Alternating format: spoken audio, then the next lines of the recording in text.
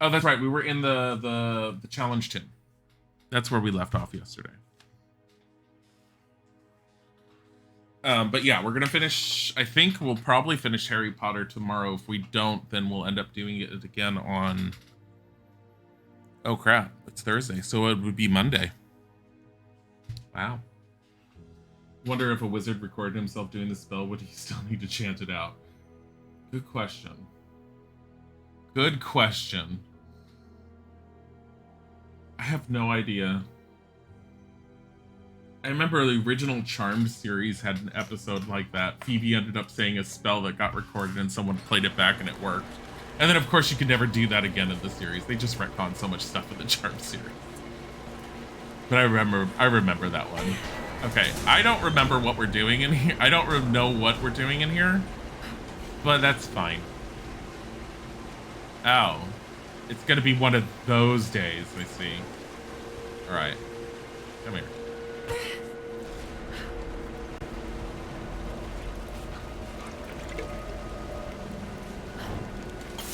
No good. Too much water. Are you kidding me? Lara. It got weird later on. Yeah, no, the final season of The Charmed was just fucking all over the place and weird. I rewatched Charmed from beginning to end a few years ago just because I had never finished out the series and I used to like it. And I knew that the last season was heavily criticized as like going a little overboard. I have to say, rewatching it from beginning to end, oh god, the end, by the time you get to the end season, it was just a slog fest. It was very difficult to get through. A trigger mechanism for a bomb. It's the same handiwork. He must have been gathering the supplies for a long time. This is not a relic, woman. She's not like, no, it's a relic. It's like, no, it's not. No, it's a relic. Lara, that's not a relic. There it is. So close. Got to find a way inside. When the uranium ore was nearly gone, I feared our operation was at an end. But even as we moved to close the shaft, fate intervened. We found a chamber, half destroyed by a cave-in, but clearly made by the hands of man. The artifacts inside are ancient, nearly 1,000 years old, untouched since the tomb was sealed. We redouble our efforts. Instead of mining, the workers now search and retrieve the artifacts inside. The natives of the valley, their resistance once broken, now bristle at this new assignment, as if they do not wish the relics to be seen. We will need to make an example of a few young men before their dark looks lead to something more. The older sister, that was Prue. Prue was killed off to get rid of Shannon Doherty out of the show. Because originally, if you look at season 1 and season 2 of Charmed, you'll notice that Prue is like the sister with all the power and the one that's always saving them. Shannon Doherty was the one that ended up conceiving of the show, if I remember correctly. And she felt she should always be the star and the other two sisters should always just sort of like be support. Over time, Alyssa Milano started getting more popular, and they decided that instead of Shannon Doherty being the star, it should be more of an ensemble with all of them each having their own. Shannon Doherty didn't like it, and there was lots of problems and lots of infighting in the show.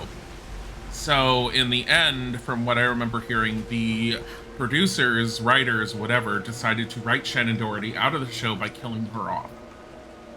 So she was purposely removed because she was not getting along with the cast and she was arguing too heavily. And if you look at anything else that Shannon Doherty was in at the time, she was like super obsessed with anything that had to do with witchcraft. Like she was constantly making really bad B movies that were about witches, and she was always the super powerful one. I remember seeing another one that was all like, why does she have to be like, she's like this girl in, I think it was called Satan's School for Girls or something.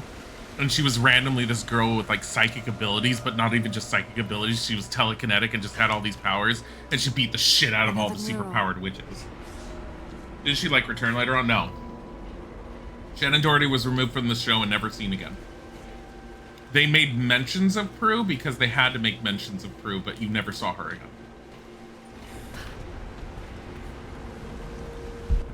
Those minecarts. Perhaps they could block the water. Yeah, I know. And then this is... what? That I'm gonna have to attach to something. Those minecarts. Perhaps they could block the water. Her death was like so poor, I didn't even think she... No, she didn't get the hit that far. She got hit by like, what, a Tempest Demon or something, and she sort of looked like she went, ah, through a door, and they were like, she's dead. And they were... And their whole explanation was that Perhaps they could block the water. Leo could only have enough time to heal one of them, so he chose Piper instead of Prue. It was just so, like, so cringy. They killed her off in the worst possible way because they just didn't like her anymore because she was too difficult to work with. The water's blocked. Damn it. Got to find a way to block it for good. It's fine. I don't remember this one, by the way.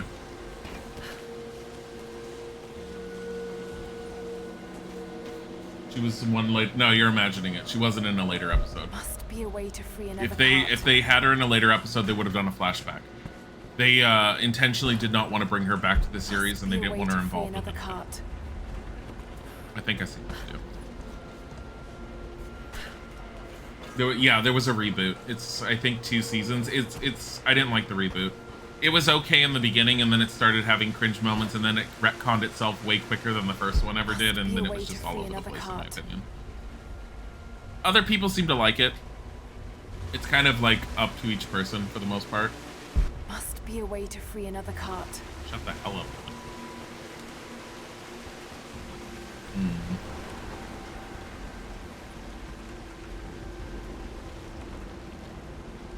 What the hell am I missing here? I thought I saw what to do. Free another cart.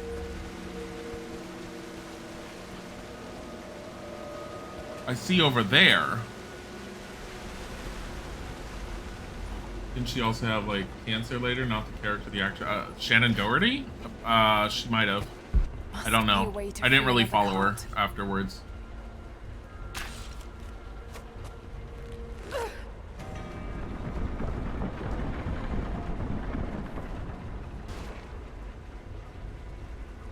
Okay.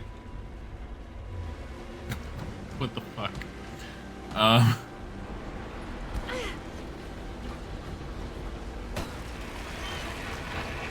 Goodbye.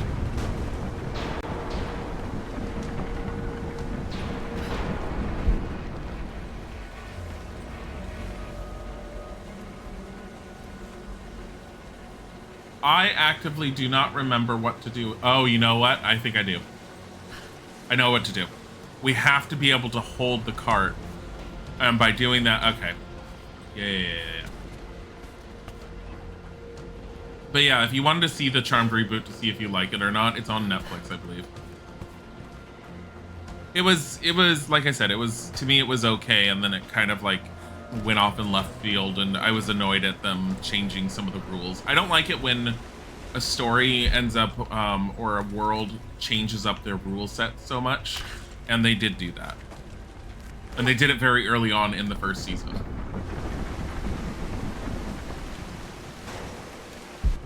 Okay. There we go.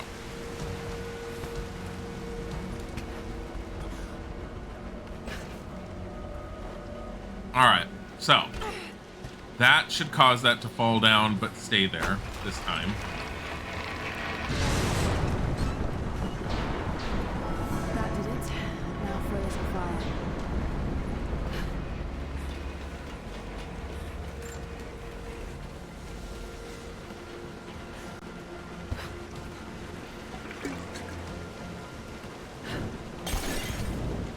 There you go. She's fine.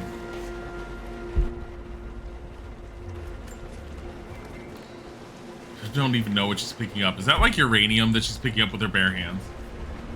Bye, Zethia. Have a wonderful time. Thank you for coming. Can you open this? No. Seems like the workers had finally had enough. So they lay down and died? Is that what that was? Is that a body? I didn't even check. Actually, you know what? Let's find out. What is this?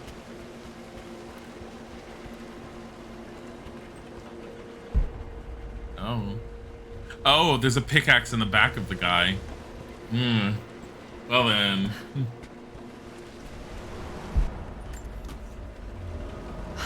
Looks like they dragged it out of here. Anything else, or is it just a book? Fuck.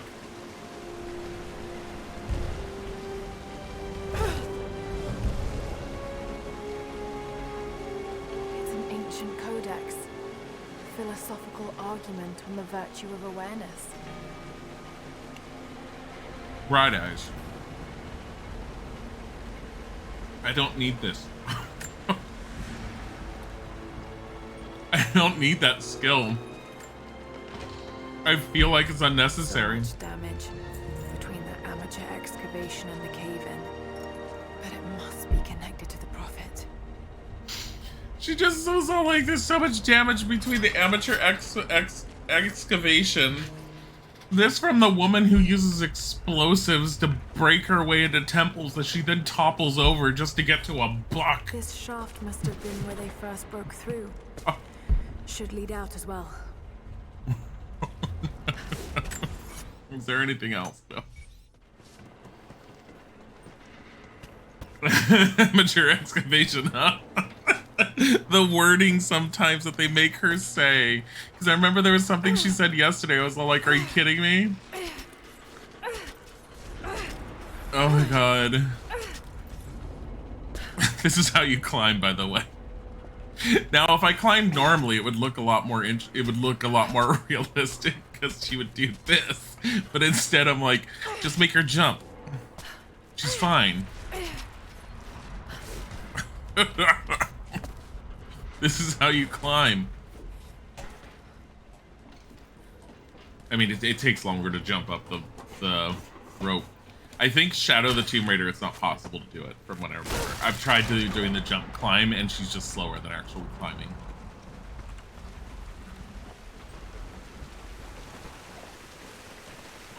Yesterday she said you need to let go of, oh yeah, she needs to let go of your past. They just need to let go of their past. I'm like, bitch, you can't let go of your father. Gosh, those amateurs will let me have that job. Hi, Doc Tiki Bomb, how are you? Ah, there's amateurs.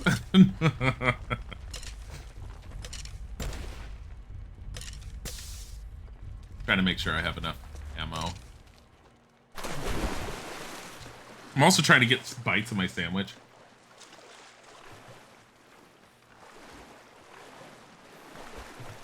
I'm not super hungry for some weird reason.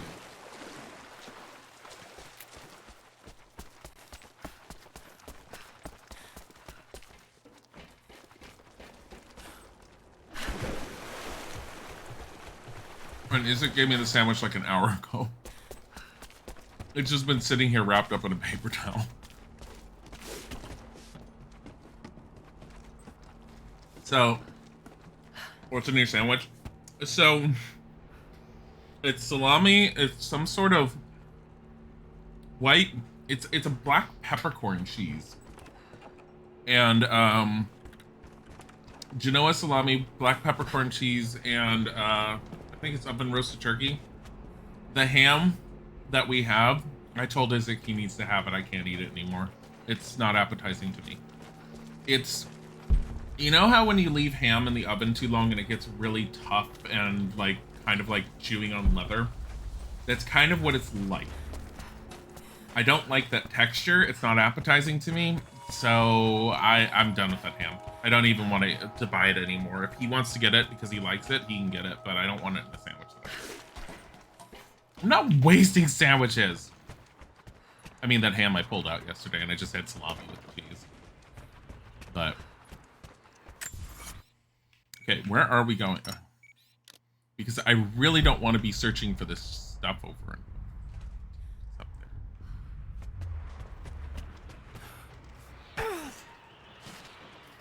there. Wasting sandwiches. Welcome back. Mmm.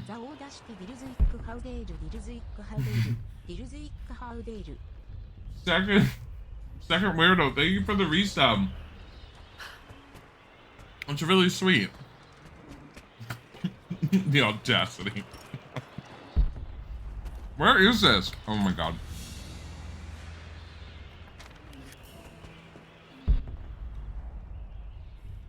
What? Where is it? It's up above. It's just up above. That's all it's gonna tell me. So I'm gonna have to go after it. God. If you press B, she does that. But you have to have the skill unlocked. Otherwise, she just falls to the ground and slams her face into it. I'm not saying anything against. I'm fine with Lara slamming her face into the ground. Why is it now telling me it's down below me?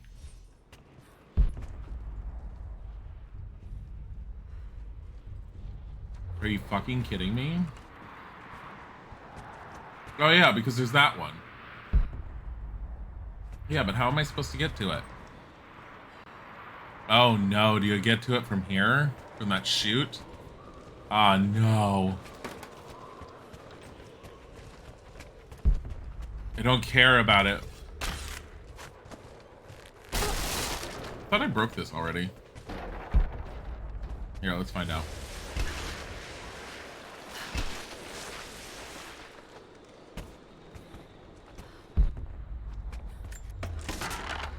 There we go. There's this one. Oh, wait. Damn it.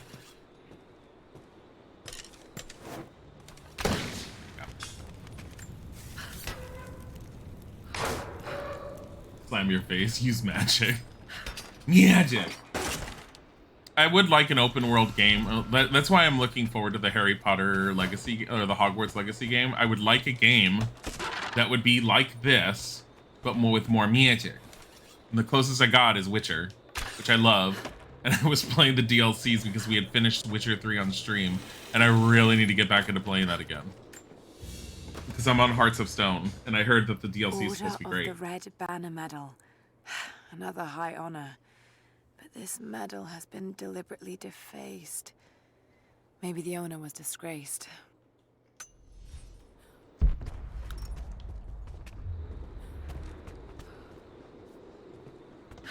Hey Lara, remember when you could push those around? Yeah. Now you're worthless in camp.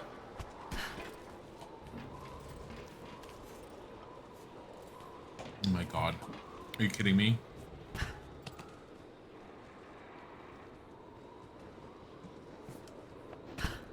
Are you kidding me? She's like, I can't be bothered.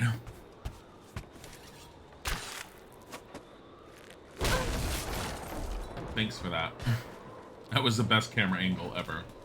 I always wanted to stare at her feet. Oh, hey. Okay. I don't know why we're here anymore. Oh, the challenge tomb. Let's do that. Why? Because it's interesting, in my opinion. It's way over there.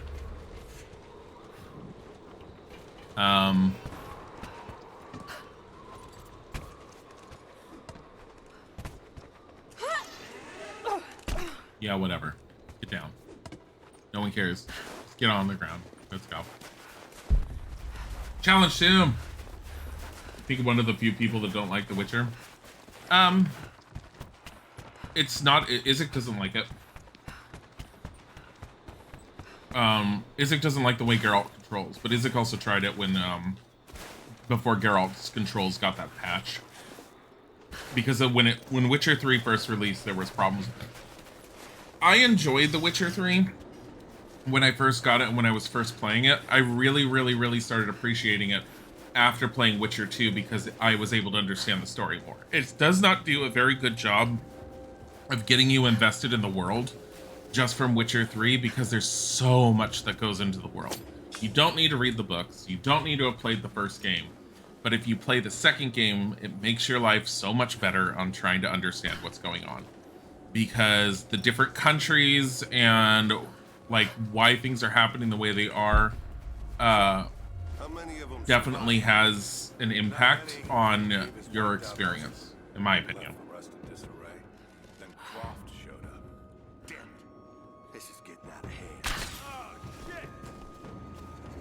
You're mine! She's just done, yo! Tried starting with Witcher 2, honestly was enjoying it a bit, but at some point there's a Witcher 2 has a very sharp learning curve, especially in the beginning. There's a cave with the Neckers in the very beginning that are very, very, very difficult that I died to quite a few times. Once I figured out the best way to handle them, then the game started getting easier for me.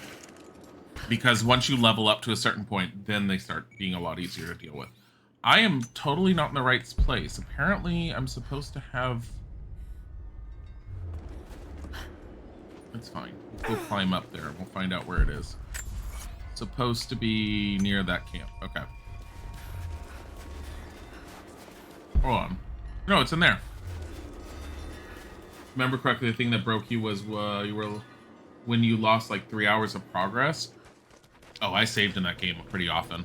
I never had a loss of progress like that. But I mean, it's possible. I can see it being possible. Like I said, the game's challenge, the difficulty spike was insane. By the time I got to the end of the game, well worn. By the time I had gotten to the end of Witcher 2, I had like focused Geralt on magic. Dear God, he was overpowered. Like, I was just burning everything with Igni. You don't like the habit of saving anymore? I'm used to it. I don't mind it. Game hands you 30 auto saves every time. It does. Games do that.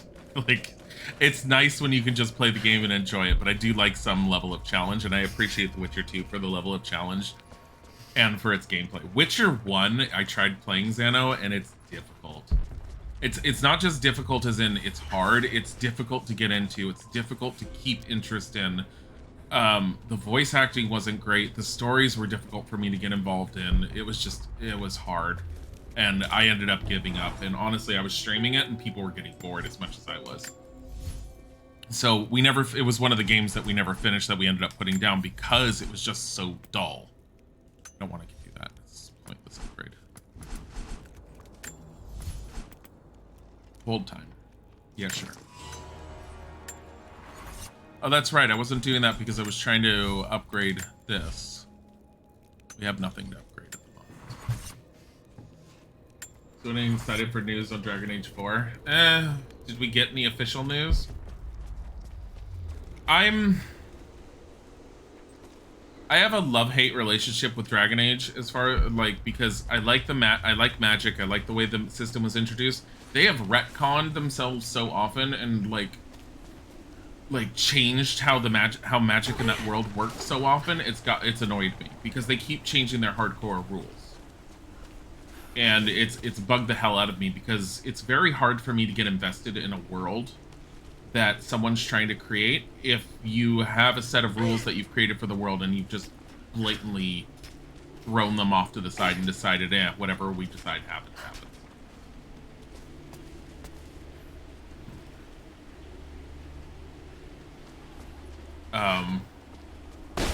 Shit. I mean, I'll definitely keep an eye on it out of curiosity, just because I like good fantasy games, but I'm not dying for it. My biggest issue with it, and you can very much see it if you look at information on Voice of God optional challenge. There we go. If you look at information from Dragon Age Origins, look up how magic is treated as with regards to teleportation. Because very simply, it tells you in the very first game, and there's books on it. It tells you in the first game that magical movement through magical means is not possible. It has been theorized and it has been talked about, but it is not possible for a wizard to magically teleport or move in any way through magical means. That was their hard and fast rule. They actually have a book very early on you can find in Dragon Age 2 where they say the same thing. except the first mage that you meet in combat is teleporting around the room, which I was just staring at and going, what the fuck? And then in Dragon Age 3, as you know from any spell wizards that you have in your group or whatever, can very easily learn how to blink around the field. And they've completely changed up how magic works. So, what was that? Yeah. The only 3 games you're buying is Dragon Age 4, Baldur's Gate 3, and Vampire the Masquerade Bloodlines 2. Vampire the Masquerade I'm holding off on. I don't know. I still haven't properly played the first one. I was trying to play it on stream and people were backseat gaming so hard I ended up having to stop. Hi, Kim. Thank you for the resub. But I'm holding off on it just because I want to know how good it's supposed to be in general. Baldur's Gate 3 I definitely want. I'm hoping for some good things, even though Larian Games' lore and story with Divinity was kind of meh. I'm holding out hopes that they'll do a better job with a pre-established world. And honestly, those cinematics are fucking awesome to look at. So I'm definitely aiming for Baldur's Gate 3, especially because I can play it with Isaac. Dragon Age I probably will end up looking into, but I'll wait on. I didn't get Inquisition. Neither Isaac nor I picked up Inquisition when it came out. We got it years and years and years later. Years and years? When did it come out? Like, I have decently good hopes about the D&D game with the Divinity engine. I don't think it's going to give me the same experience I had when I played Baldur's Gate 1 and 2. Ceremonial cloth worn by priests during mass. But I'm fine with that. Blight, thank you for the follow. You mean buying games and launch is a bad idea overall nowadays, especially since they pull out day 1 DLC? I don't tend to go in for hype for a lot of games because I also have a lot of other games I'm playing. So I was recently playing off to the side on my own. Oh god, I vaguely remember this too. I was playing off to the side on my own, Control. Then Needy saw me playing it through the Discord, and he was all like, "Oh, you're playing Control," and Brad mentioned he wanted to see me play it, and I've had at least 2 or 3 other people say they wanted to see me stream it, and I'm like, you know what, fuck it. I looked up how long Control was. Apparently, on average, it's 15 hours Some sort of a shrine. for the main game. Pilgrims came here to show their respect. So I decided I'm just gonna stream it. So I stopped playing it. I think I'm at least halfway through it, or first half. Without this place, this divine sculpture of wind and rock, we would have been lost. The story of the scout who found this place is well known to us all, but most of you do not know how close we came to dying. We were lost in the mountains, no food, no hope. We had begun to doubt the prophet himself, but the scout heard the sound and took it to be a sign. He alone ascended these cliffs, drawn by the music, and from there, he saw our salvation. This is not just a shrine to him and his bravery, but to the strength of our faith. Yes, 25 hours for me. But I've decided I'm going to stream it, so I stopped playing it. I've now picked up Final Fantasy 15 because I never finished it, and so I've restarted and I'm playing that on my own on the side. That I'm not streaming, I'm just going to play it. If Final Fantasy 15 ever gets streamed, Isaac will do it, because he's the one that wants to play the Final Fantasy games. And Zano, I think you're over-exaggerating with a week 2 DLC, a week 3 DLC, week 4 DLC. Not every game can be Sims 4.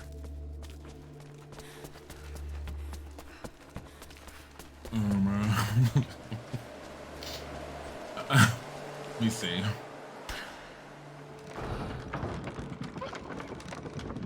There. At least this counterweight still works. Wasn't even the biggest Sims in that. It's because you sent them $300. Yeah, I don't go for DLC unless the DLC offers me something worthwhile. Like, there's so much DLC. What? Oh, I guess there was a clip there. There's so much DLC for the Tomb Raider games, the reboots. I didn't buy any of them. I think I have to look and see if there's any for Shadow of the Tomb Raider and see if there's any good ones. If it adds to the story, I will buy it. If it's something stupidly to add to the game itself, like here's a new gun or a new outfit or something, no, I'm not fucking buying it.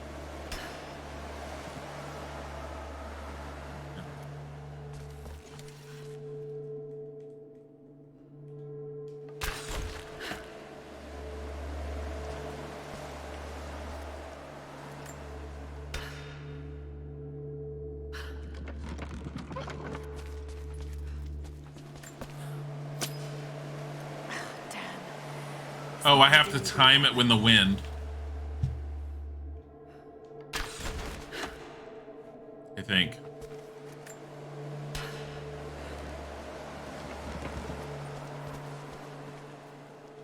When he meant DLC, he didn't mean content that they left out of the game so they could...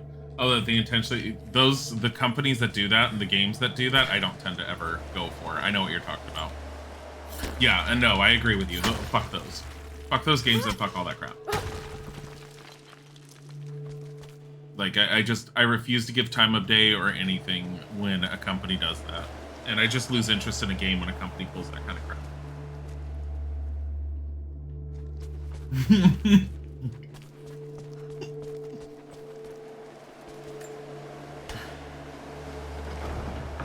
Damn, the counterweight is stuck. Okay, so get off. I've got to get through that door. Now, if I remember correctly, it's just a matter of waiting for the wind, right? Mm-mm. The counterweight. If I could get it free somehow. Don't I need to get it down further? Lara, you dumb.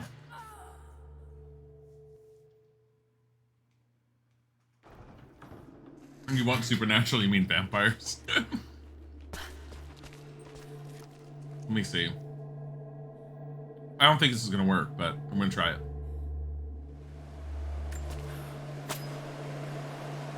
No, it's not far enough down. Hold on.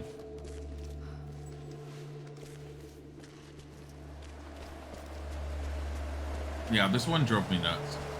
Oh, you know what? I know what the problem is. I need to lower this counterweight. There we go. Yes, that looks better.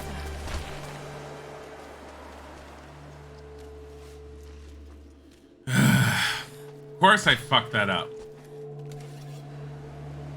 Come here. Yeah, this is what I have to do.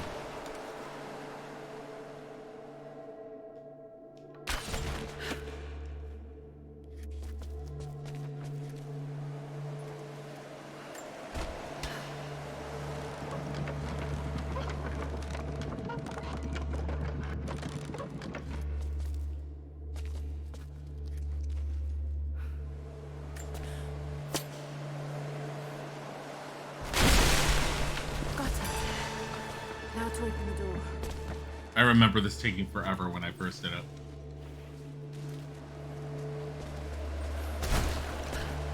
It's fine, she's just breaking ice everywhere. Oh no, God, it's the wrong way. Watch, you have more puzzles. I mean, sure, there's a little bit more involvement in these puzzles compared to the first one. It's a natural formation. But honestly, it's not as much involvement as I remember. Imagine how much easier this game would be if she had a bucket of lava. Imagine how much easier this game would be if it was Minecraft.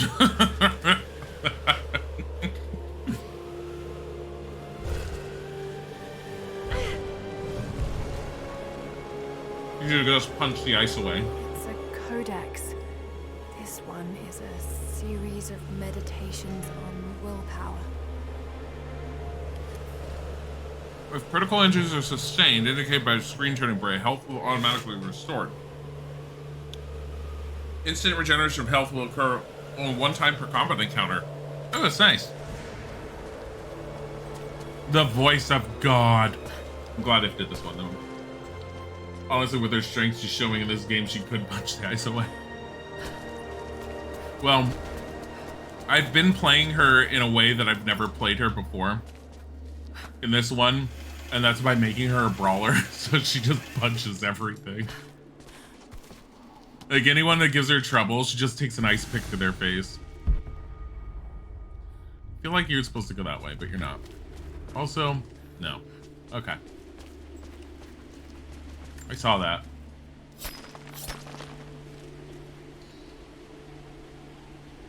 Why?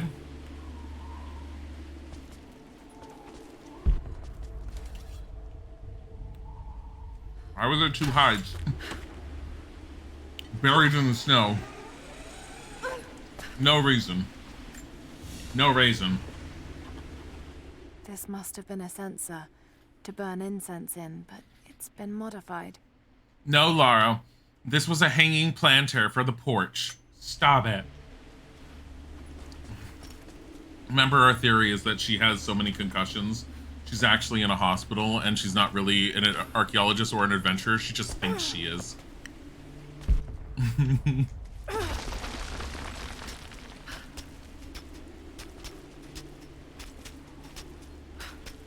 She's just in her own head.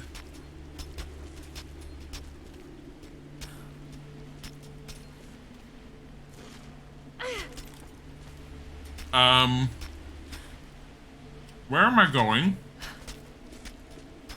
Lara?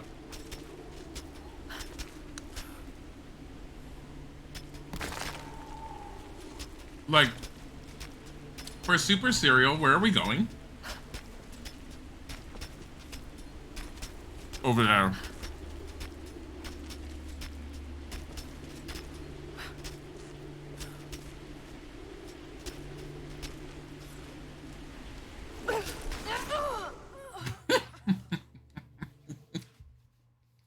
How the hell was I supposed to get back there? Just jump? I'm confused. Hi. Mm-hmm. What? Wow.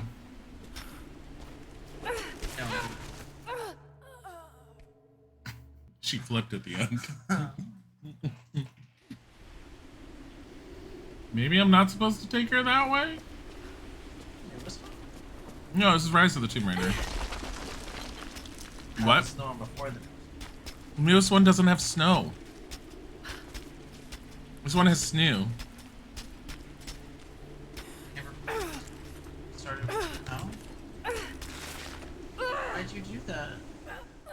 Oh! Shush, no yelling. Yeah, she bounced up. Oh no.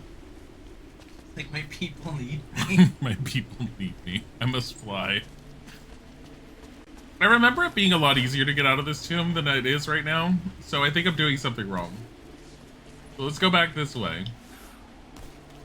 Let's assume that we just need to go this way somehow.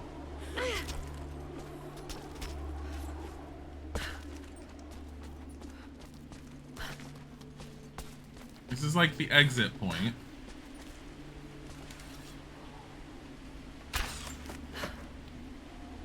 Oh yeah, look, she's supposed to just jump up there. I'm sitting there and sending her through. What? Don't ask questions. There's lots of questions about this game. How does it tie it where she hit it with error? That's why high graphic games are a problem. You can't differentiate the background from the interactables. I like that though. That's one of the things I like about Control. You know, talking about a totally different game for that. I really like the puzzles in Control that I've experienced because it forces you to pay attention to the environment. I really like that. It makes the environment feel more lived in and more involved. Hi, you're very cute. Want to get naked later? Wow, so agreeable. Oh. Like, what the fuck? Can you get me water? No. Please. Thank you. We have one skill point. It's just Hunter. Who is that, Bodhi? Increases the amount of ammunition. Double shot, nerves of steel, fully charged. Bow aiming remains steady for significantly longer. Okay.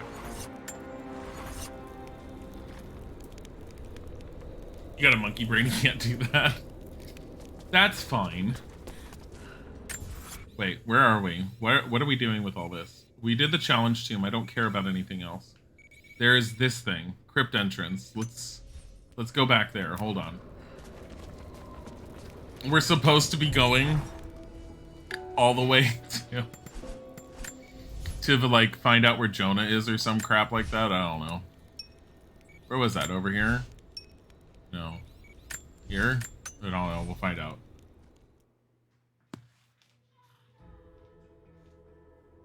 Probably have a weapon I could have had a long time ago. I'm gonna unlock it and I'm gonna be cool. I'm gonna look at it and say this is shit and never use it. Like I've been doing with almost every weapon. Jonah! No, so the entire game, we haven't cared about him or thought about him. Then he popped up on the walkie-talkie recently and she's like, Jonah! Oh yeah, him! Oh yeah, him! Look at these caves. Cave. Wait, are her and Jonah actually dating? No. They're friends. I'm not telling you why not. Oh, because she's dating the girl? No, she's not dating. Lara has no romantic interest. Thank God. She's never had a romantic interest. They need to not have her have a romantic interest. She works better without a romantic interest. She is married to tombs and...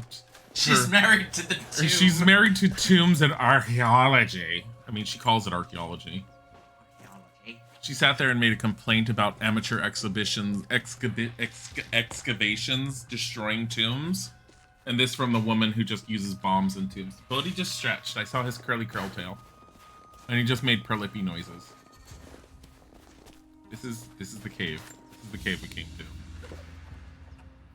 A thumb ring for a Mongolian archer, allowing them to shoot quickly while still mounted on horseback.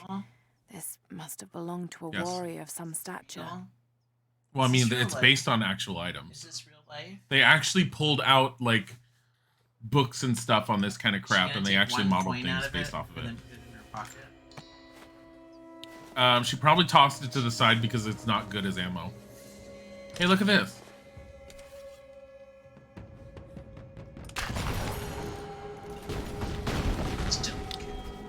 Explosions. They just didn't survive that. Is it really a stealth kill? Well, I mean, they didn't see it coming. They didn't see it coming, and bam! What? Oh, I didn't mean to do that. Buddy?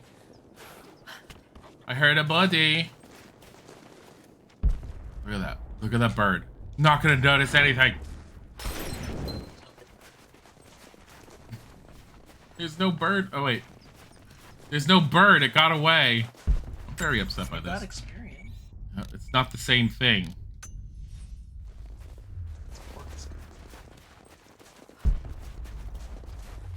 Here's a monolith over there. Touch him. You guys want to hear Bodhi? How did cans of beans become grenades earlier? Look. Touch him. What was that?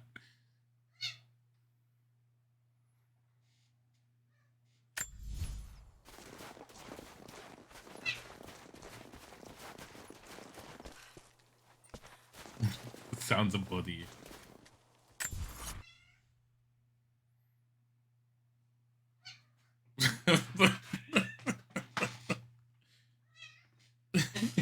He's so happy right now, though. So purr. He's purring. Most of the writing is in praise of a military victory, but it looks like they left something nearby. The best meow we can't properly get you guys to ever hear, it's when he's in the middle of a yawn. He'll be all like, meow! And he does it often enough. He wants to meow during it. Yeah. Bodhi sounds like a press me stuffed toy. It's because he's purring really hard while kneading one of the kitty beds in the corner. And if you touch him while he's doing it, he makes noises.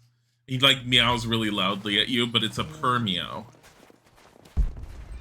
He does not always have this meow. Like, if he meows to wake us up in the middle of the night, it does not sound like this.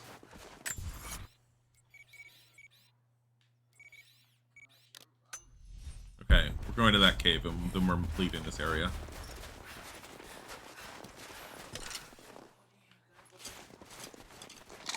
Oh boy.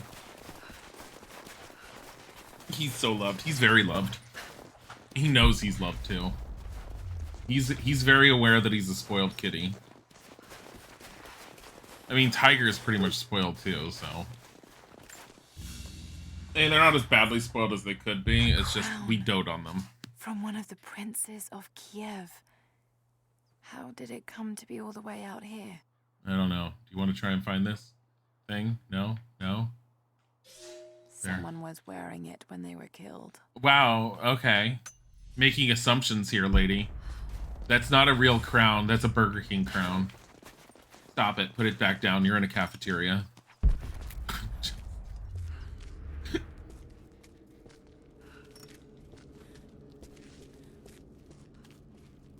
What is the Meow? Oh, you mean the Yon Meow? Yeah.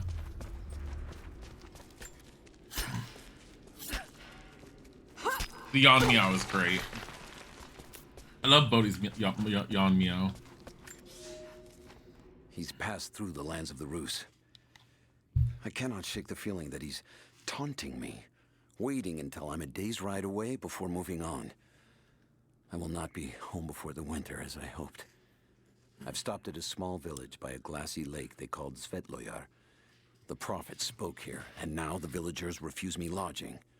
I slept on the banks of the lake, where a young man bearing a crude version prophet's icon tried to kill me as I dozed. I made an example of him, and now the people fix me with the evil eye, spit at me as I pass. I must move on soon. His sickness spreads. You get cute lovey cat, and you get the one that fakes dying for attention that proceeds to pee on the back door.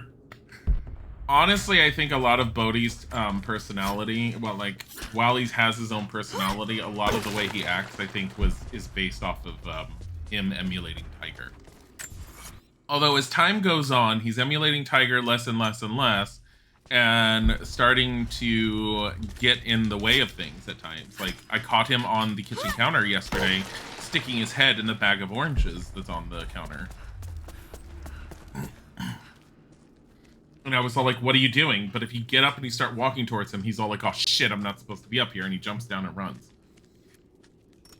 Like, Tiger doesn't go on... It's very rare to see Tiger try to go on top of things because he knows he's not supposed to. They're allowed on certain things and they know what they're allowed on. But in general, they're not allowed on tables. They're not allowed on the kitchen counters. Let's get that document. I should just continue the story instead of doing all this crap, but I kind of want that document because it increases story information.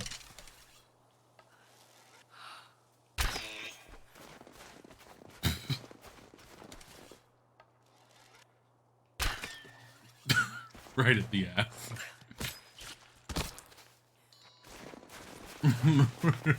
Just saw them walking.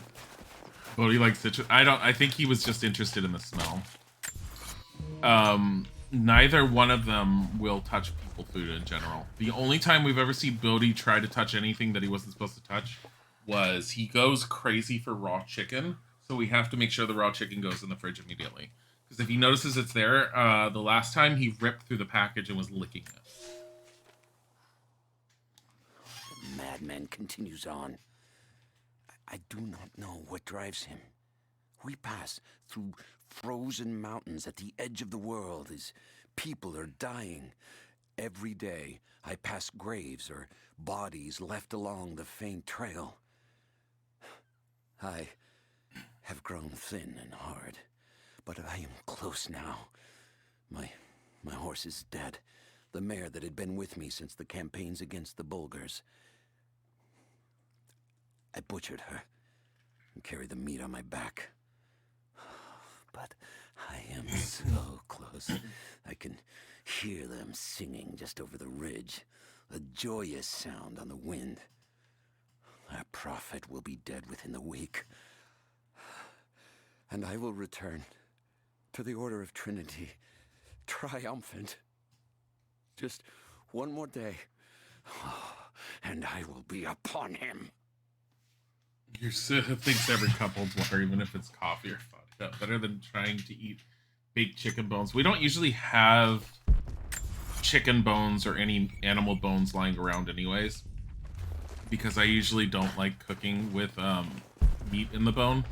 If I do, it's usually intentional, usually chicken thighs that I'll bake for the week, but Isaac is required that upon finishing his chicken, same with me, we collect all the bones and put them in a container because I then turn it into a stock. So, like if I make roasted chicken thighs or something in the oven, I make sure that we save the bones and whatever's left to end up making into a soup. I don't want to do that. Inventory. Equipment. Still can't. We don't have enough hides. Okay. Let's... is there any other tombs that I'm missing? I'm more interested in the challenge tombs. No, I don't care about that. Baba Yaga we will do at some point. The crypt entrance over there, I don't want to do because I think that might be part of Baba Yaga and I don't want to risk it.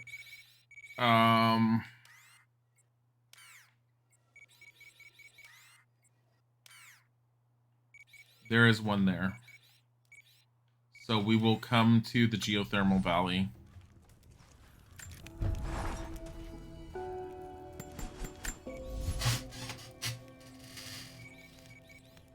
I believe, let's see. I really hate how it won't show you the stuff on the map when you're trying to fast travel. I know it's supposed to be trying to make it simpler for you to see the camps, but I'd like to know what the hell I'm traveling to, and sometimes it makes it harder.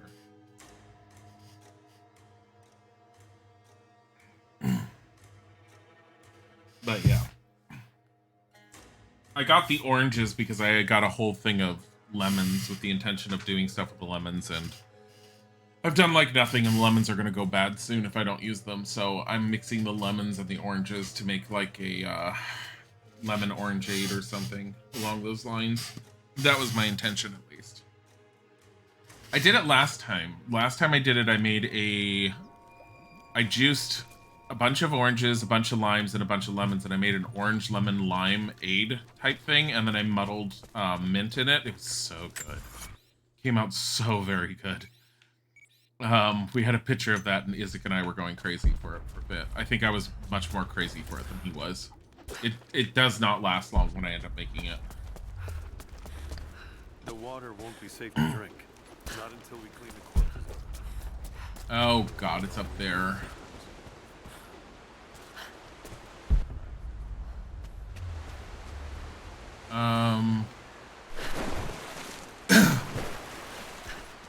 Let me see. How easy is that to get to? I don't know. Not very easy. Oh, you know what? Go around.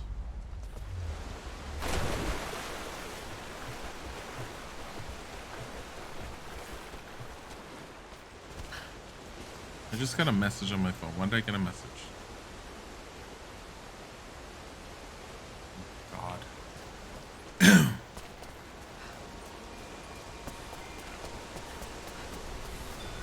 Just random text message from some unknown number being all like, is this so-and-so? I'm so-and-so volunteering in the blah blah blah election. I'm like, I don't care.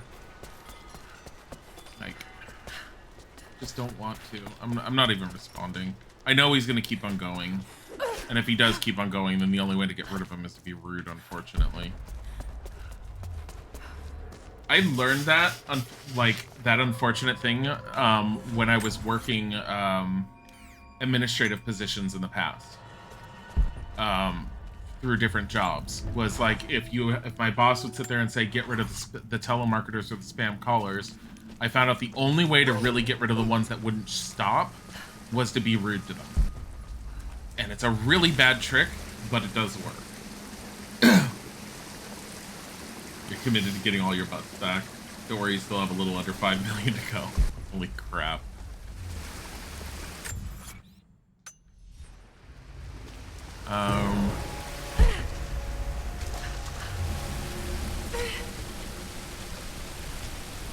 I don't think going down is not an option.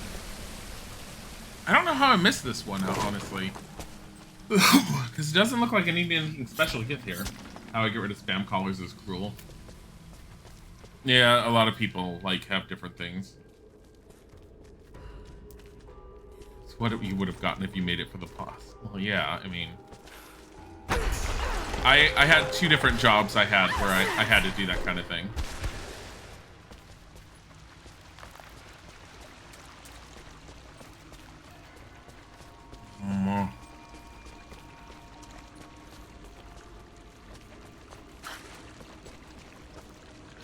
The answer: take the phone to the potty and flush the toilet until they hang up. I mean, I could always... What is that one thing I saw that someone did? You copy and paste the entire Shakespearean, like, script for a play, like, 100 times over, and you just hit send or something. There's a way to do it without using your phone, and it basically, like, clogs up their phone with spam. I remember reading about that somewhere. I don't want to go to that length, but it was funny when I read it. It was like some sort of person that wouldn't stop, like, texting one person, so they ended up doing that. I think you have to get, like, a third-party application on your computer to do that properly. And to me, that's too much effort. You don't want to. Oh boy, look at that. Is this like gold vines? Holy crap.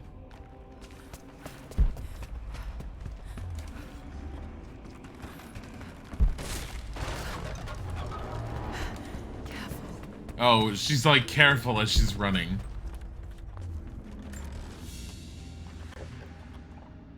An old ring, tied to a leather thong to create a loop. They had no need of jewelry. You don't answer the phone? Oh no, if I get a spam call, I don't answer it. There must be Or if a it's way a number to I don't rotate the recognize, I don't platform. tend to answer it. Not unless I'm job hunting. If I'm job hunting, I have to answer every call. Because I don't know who it is. I knew the risks. It was only a matter of time before the city guard caught me. By day, I must pull gold and other ore from the rock until my fingers bleed, all to increase the wealth of Kitesh. By night, we do penance, ask forgiveness from God and the Prophet. They hope to save our souls, to rehabilitate us. I bow when they expect me to, put on a mask of regret when they remind me of my sins. But when they let me free of this place, I will take my pleasures where I can.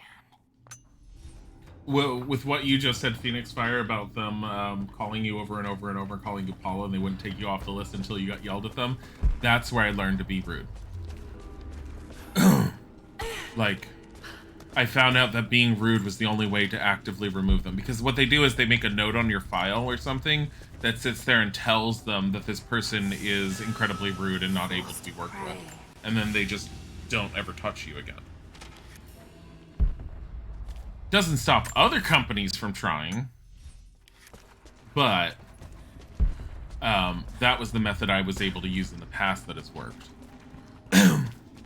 The last time I got a text about the election stuff, I ended up telling the person to not call me. Or what did I say? I said something like, I said, stop bothering me at 7 p.m., you obnoxious cow, or something like that. This is a different someone, so I'm gonna see if like they just go away by not saying anything this time. I can't just block the text because they just use a new number.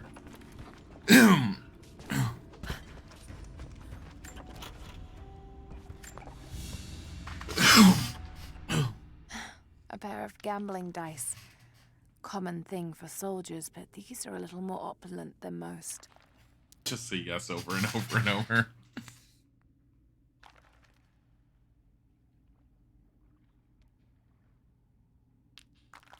There's 2 6s. It's all 6s.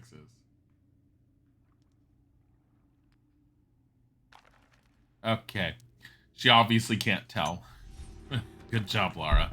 She's like, I don't know what's so interesting about this.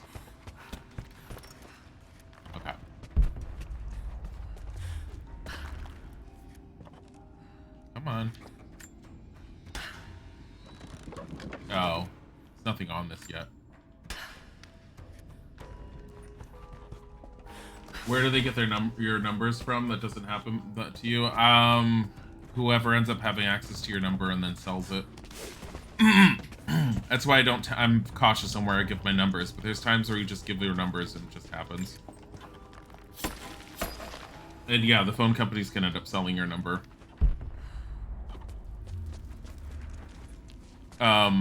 When Isaac and I had to apply for the mail-in ballots, it requested your phone number. And it's not hard for like any election campaign to look up to see who's registered as a Republican, Democrat, or Independent, or whatever else, and then get those numbers off of something else and then use that. Like, that's pretty much where they get those.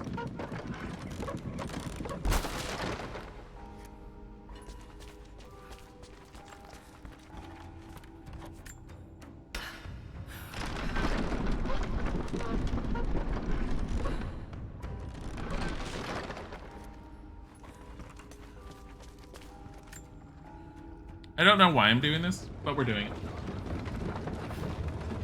Yeah, job sites will definitely sell your numbers. If it's a job you're working for, they really shouldn't, but I wouldn't be surprised if some don't, if some do.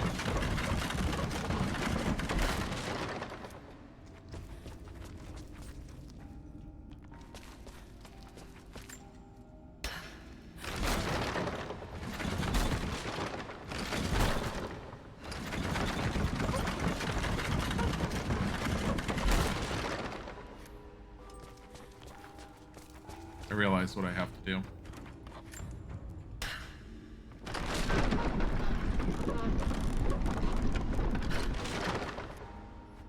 Because once it goes up, it'll turn back.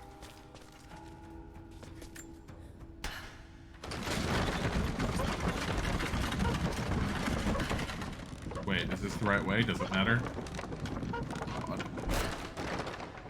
God damn it, I had to turn it the other way.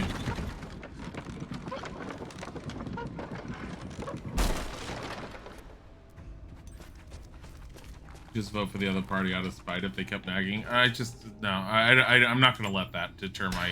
I don't let any of that deter anything that I end up doing with regards to that, but I do get annoyed with it. Because in general, I don't pay attention to politics in general until I have to. Like when it gets close to election time and I have to vote, then I'll do research on my own. But in general, I don't like dealing with politics. I don't like talking about politics.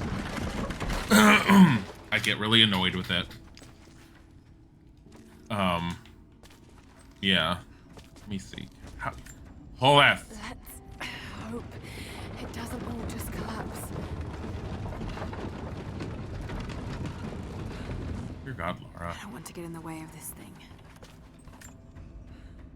Then you should have pushed for the other way. I only actively pick up phone calls when a job hunting. Yeah, that's the only time I really do it.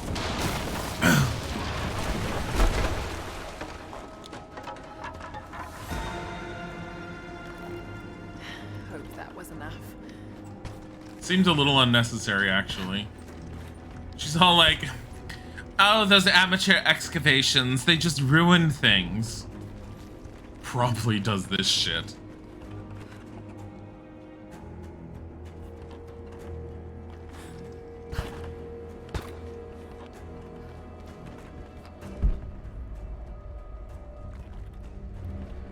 Almost got it.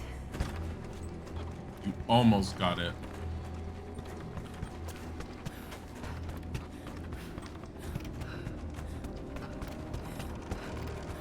Does she have to do it from here now?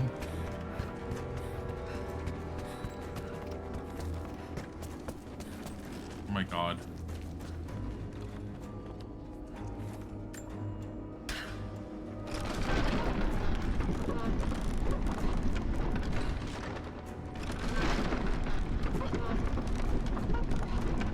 Sometimes even when job hunting, you tend to avoid picking it up the first time you look the number up. I will always pick it up.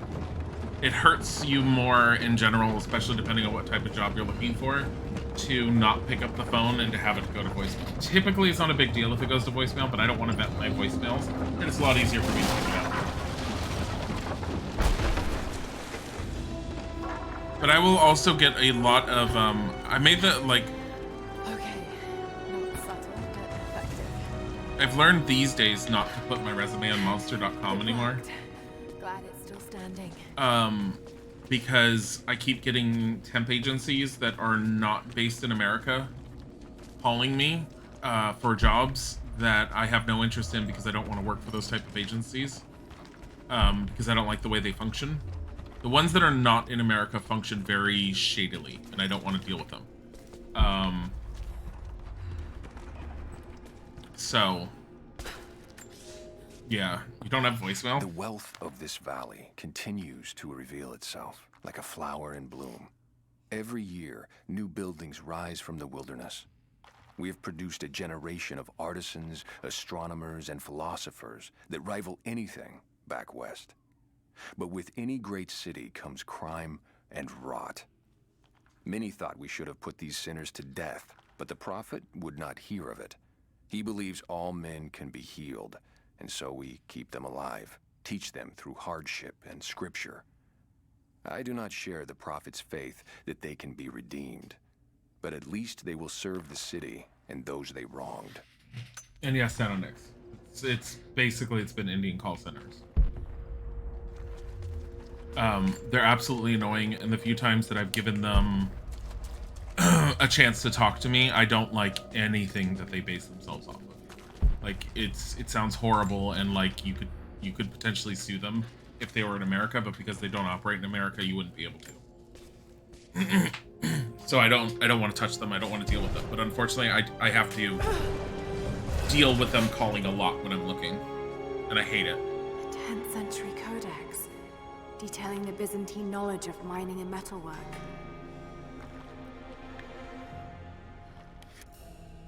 Geological knowledge allows successful mining of chromite ore. Press X to mine when near an underground ore or vein. This would have been helpful earlier.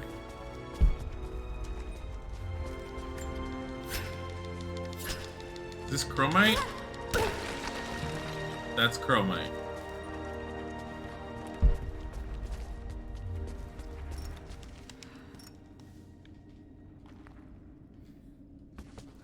Like, what benefits do they give? They don't give benefits. I mean, most temp agencies aren't going to really offer benefits, but I'm talking like, there was one that sat there and said they would pay me once every 30 days. I was like, fuck you. I was like, no. I'm like, no one gets that kind of payment schedule in America. Who the hell do you think you are? It was kind of that kind of stuff. Where the hell am I supposed to be going to get out of here? Like, it looks like over there. It's probably over there. But I don't usually go into them that much. Just, this game is now Minecraft. I don't go into talking to them that much because I've learned to not deal with them. The funny thing is, when I was in California, never had them. They never called before. The moment I got to the East Coast, started dealing with them like crazy.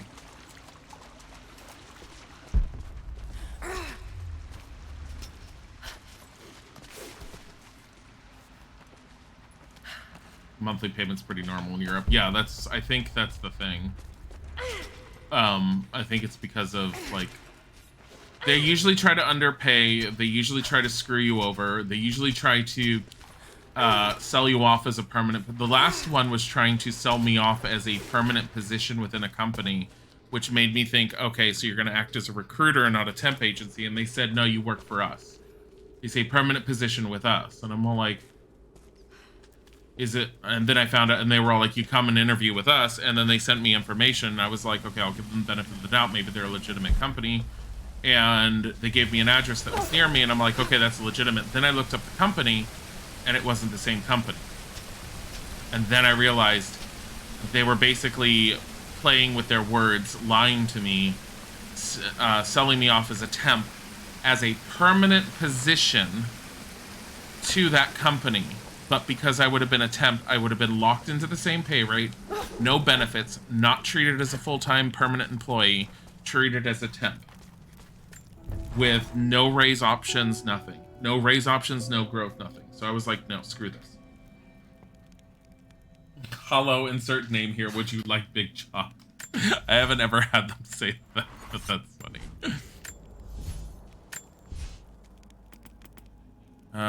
Stock mounted shell holder, yes, because we don't have a whole lot of that. Okay, so that one is done. I think, like, do I really care about the script, honestly? Where is this? Base camp, ruin space.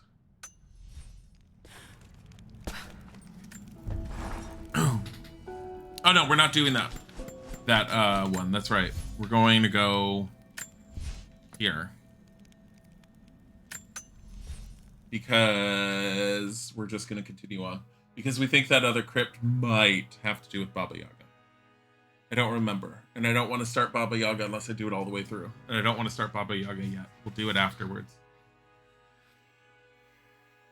Big yikes, a permanent temp. That was my last position, and that's why I ended up leaving it. Because it was a permanent temp position with no chance of ever going anywhere. And I was better than a few of the people that were in the company, but I was not allowed to ever become permanent. I didn't have a college degree, so I wasn't worthy of the company's time. That's what I was ended up being told by some other people. Because apparently the company had a very old mindset with a very strong idea of they only hire college graduates. And even though I already had more knowledge, more experience than some of the other people in it, the guy that they hired that worked next to me in IT was going to college, and therefore, because he was going to college, he was considered better than me, and so he was a permanent employee. He had no idea how computers worked. They handed him to me, and I was supposed to teach him from the ground up how to work with computers in a company environment. And I was the one that was unemployable. I was the one that was unemployable, but I was the one with all the knowledge that needed to teach the quote-unquote employable one how to work. Like, he spent his first half week at the company trying to teach himself how to work with Internet Explorer because he heard that it was a good browser. And I was like, when he told me that, I was like looking at it, I'm all like, have you never used or seen Internet Explorer? Do you know anything about it? He's like, no, I don't really touch computers much. I was all like, oh, well, what got you involved in wanting to work with computers? Oh, a friend of mine was studying it in college, so I just thought it would be interesting to study it with them. I was like, what? Like, that was the person that has the permanent job. That's the person with all the benefits. And at that company was very much one of those of, oh, you're just a temp. You don't get invited to company events. You're just a temp. That's the worst. Yeah, no, it was absolute shit. There we go. I knew I needed something to get up here. So he didn't mess with computers, but he worked in it. Yeah. And he was constantly having meltdowns anytime I called out, because I was calling out frequently because I was so sick of working with the company, with the way they treated me and with just the way it functioned, that if I got really, really, really angry, I would just call out for the day and just be all like, I'm sick, cough, cough. And he would have like near meltdowns and just pile up tickets, like support tickets that would come into the system because he didn't know how to fix them. He would like pile them up, and when I got back into the office, he would sit there and go over a list with me, being all like, this needs to be done, this needs to be done, this needs to be done. And I'd be all like, well, this is just this. You just need to do this for this. And I would just go through and I just solve all the tickets. Like, why couldn't they promote the temp that was there? Because I didn't have a college degree. They needed to hire someone from a different department because he was going to school for computers, and they sat there and ferried him around, having him be introduced to people like he was the next greatest thing because he was going to be their new person. And everyone was like, wow, and clapping him on the back and being all like, wow, you're great and amazing. I'm all like, are you fucking kidding me?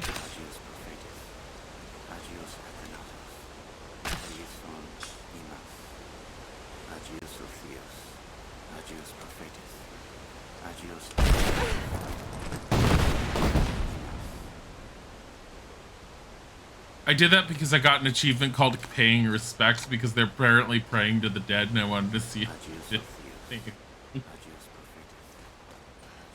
God forbid you rewarded competence. It's a horrible company. It's a very, very, very big, well-known company. I'm not going to say the name. Most of you probably wouldn't know it unless you've been in, like, hardware or installations or things. Not talking computers, but like house-based stuff. But I'm not going to name the company. But it's a horrible company to work for in general.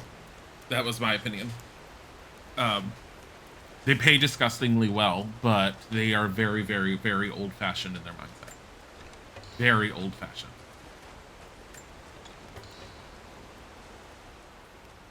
It's the opposite for business. It feels like it doesn't matter whether you have agreed to get hired for a decent job.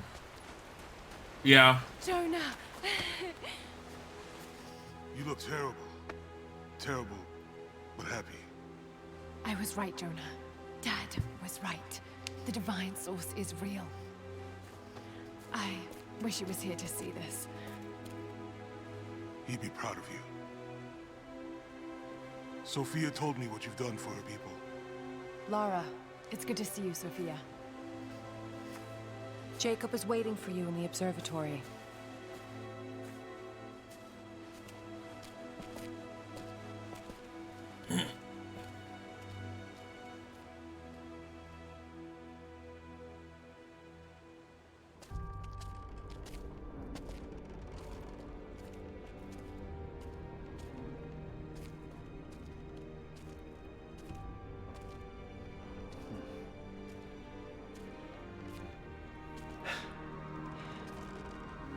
You actually found it. The founders of Katesh were skilled craftsmen. They used this place to view the Atlas.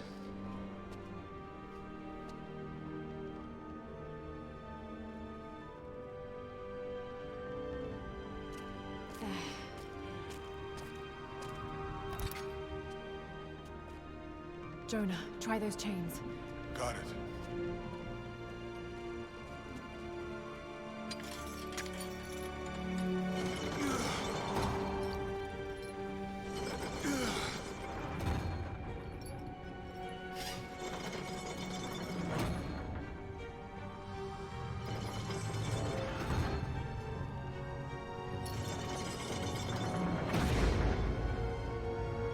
Incredible.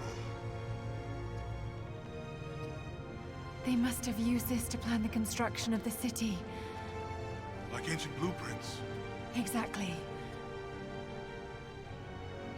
Everything radiates out from this point.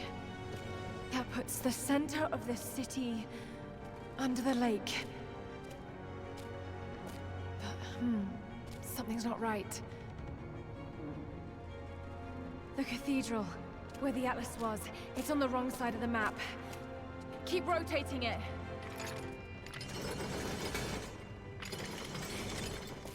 Stop! That's it. Katesh isn't under the lake. It's under the glacier. The divine source must be there.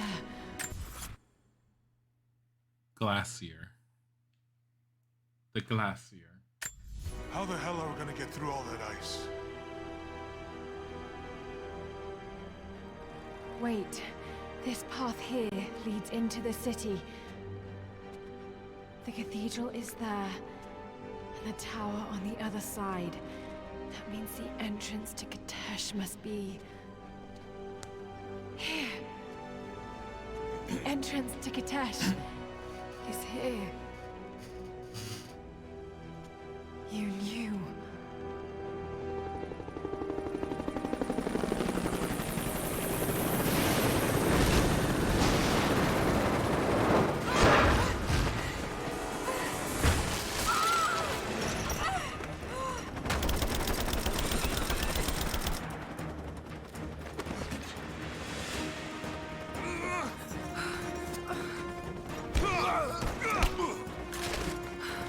It's the target! Kill her. Laura! Take my hand!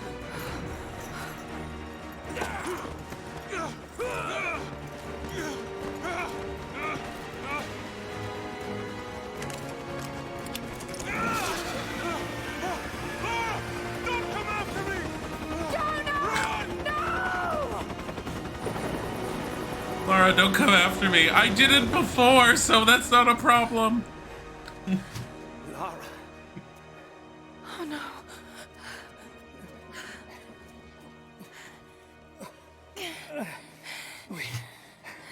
We don't have much time. It won't be long before Trinity discovers the location of the source. I have to go after Jonah. Even if it means giving up the truth you came here to find. He risked his life to come here with me. I almost lost him once. Not again. Then go. Do what you must.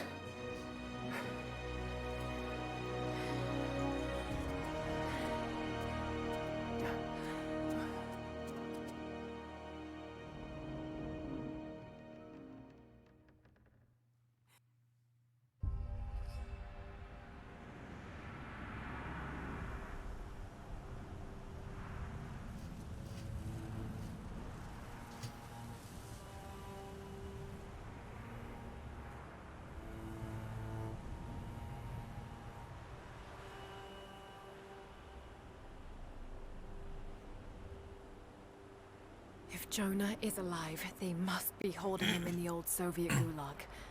I never wanted to go back to that terrible place, but I can't leave him in Trinity's hands now.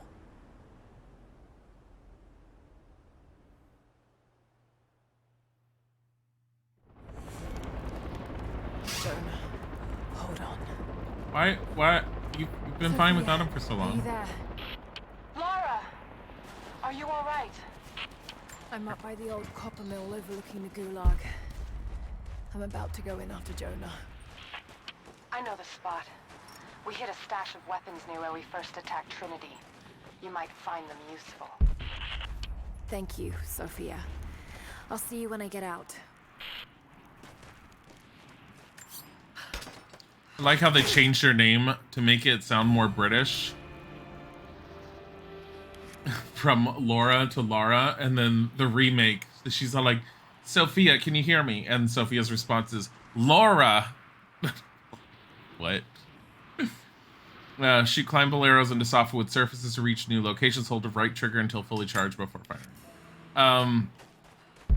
With regards to jobs, employability, degree, blah, blah, blah, blah, blah, it's dependent upon each individual for the most part, is what I found out. I don't have a college degree, but I have 10 years of experience in IT at this point, and I'm very employable for decent jobs. If I was not living with Isaac, I could support myself in the right places. It's more difficult in Los Angeles because the pay rate scale and availability of jobs versus rent at this point is ridiculously high, but over here I can very much afford to live by myself. So me with Isaac, we're fine together. Like, we'll do much better financially once I end up working again, but like, we're okay at the moment. But yeah, it just depends on the person. So unfortunately, for me finishing this real quick before we get to this, unfortunately, because of certain companies' thought processes like the one I had detailed recently, some of them, despite my experience, seem to think that I'm not employable as a permanent employee for in certain positions just because I don't have a college degree. My experience be damned, even if I can prove to them that I can do better than most people. So, anyways, playtime. Laura! Laura! Answer me. Last time I saw you, you were... Damn it, Laura. You better not be dead. Where did he get this thing? After the avalanche, I got one little blip, one brief echo. But I'll be damned if it wasn't your voice. I know I heard it. I know you survived. At least the avalanche. I haven't heard a peep since, but I'll keep trying. I know you told me to leave, to get somewhere safe, but... Did you really expect me to leave you here? Yes. Come on. You should know me better than that. She totally left your ass. She totally left him behind, and he's all like, I can't leave Lara. Just fucking hell. Oh my god.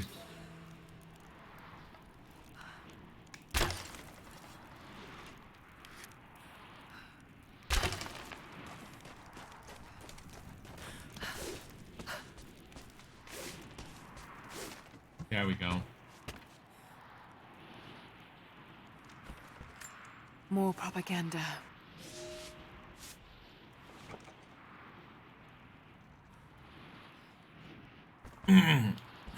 More propaganda. I barely paid attention to what she was saying.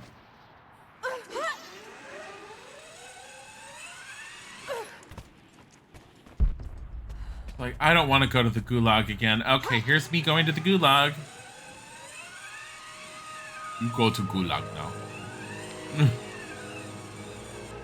Epic music. I'm not gonna make her fall. I'm not gonna make her fall. I'm not making her fall. I wanted to. I was thinking of it. Wait a minute. Are you kidding me? We're all the way back here? Think we can read that yet? We go to gulag. Oh, that's why this is like this. Because you weren't supposed to get back to it until now. Oh, I get it.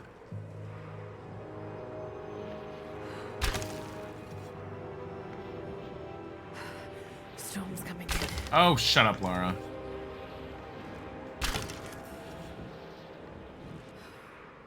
Are you kidding me?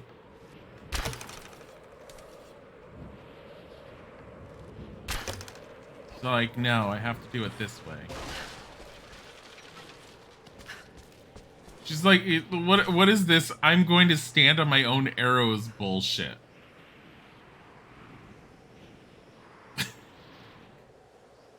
She's like, it's cold up here. All these metal emblems and emblems and medals and whatnot in a tiny gulag. No wonder they were hurting for resources. We desperately need metal for our gulag. What are we gonna do with it? Make giant plaque. What are we gonna put on the plaque? Things like "For the Motherland."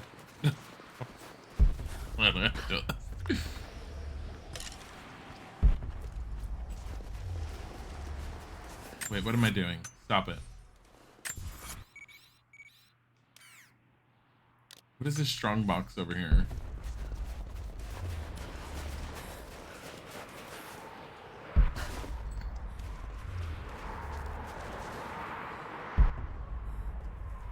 It's all the way down there.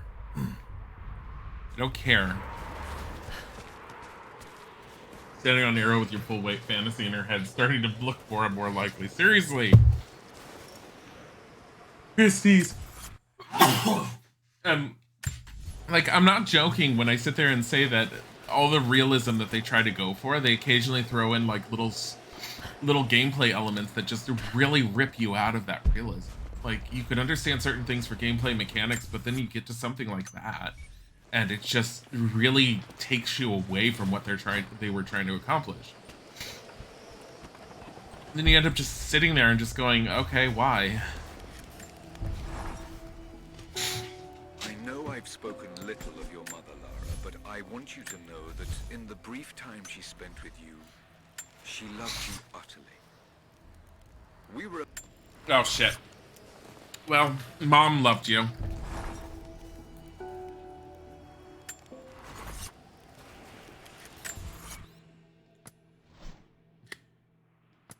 I didn't mean to do that. Just... Oh, well.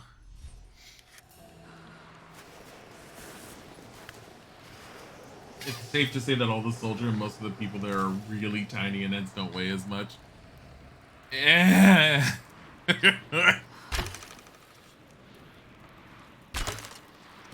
It's like I said before. It's like, it's fine for gameplay mechanics. I can understand that what they were trying to go for with gameplay mechanics in mind.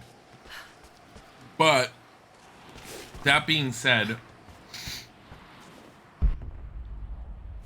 oh. It's just faceplant. That being said, they still did things that are just like rip you out of the moment. Any more of those gold coins? And they did it even more so in the next game. They need to vanish on short notice. Oh, there we go. One more flag. I have no idea where it is. Shadow of the Tomb Raider is a much bigger offender of that than this one is. This one has its moments, yes. Shadow of the Tomb Raider definitely has much bigger ones that bugged me in that sense. But again, it doesn't really say it doesn't ruin the game. It's just moments.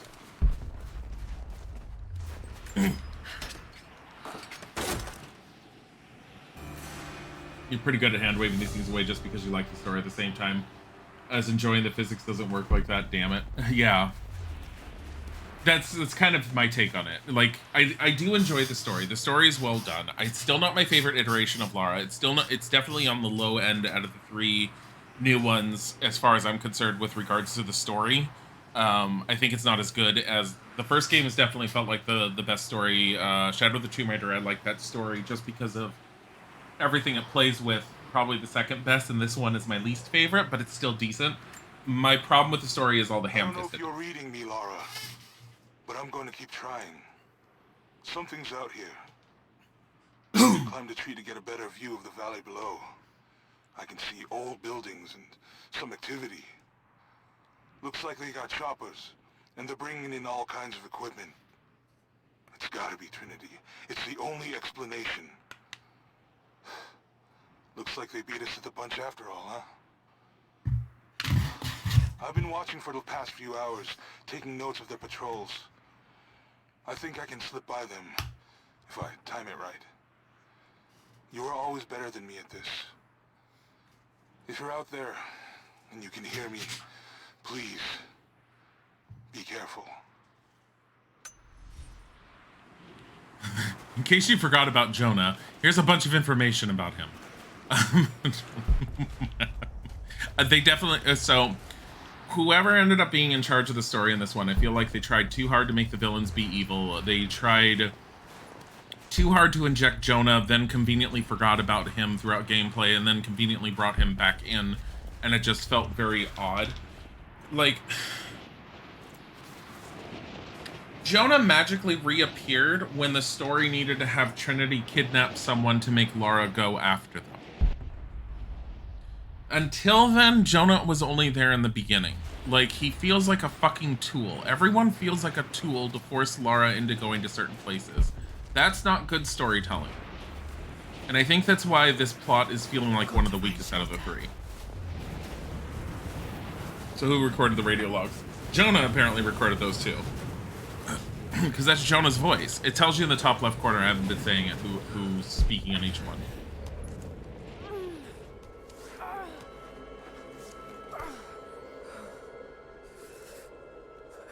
No, he tried to speak on radio.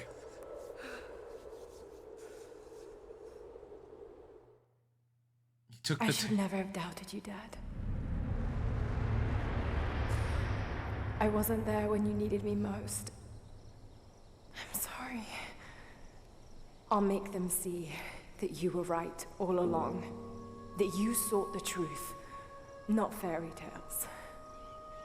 I'll make it right, Dad. I promise. Lara, it's time. Jonah's waiting. Okay, this part pisses me off too. Because that's a retcon of the first game, technically.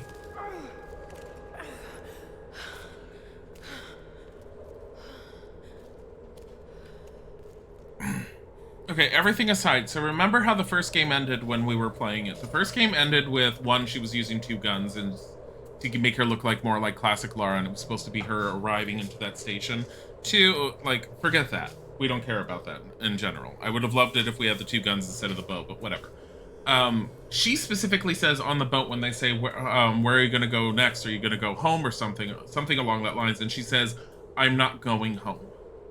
And it's the implication that she's going to go out there and look for more truth, more answers. And then immediately, according to this one, she went home to go tell her father's grave that he was correct.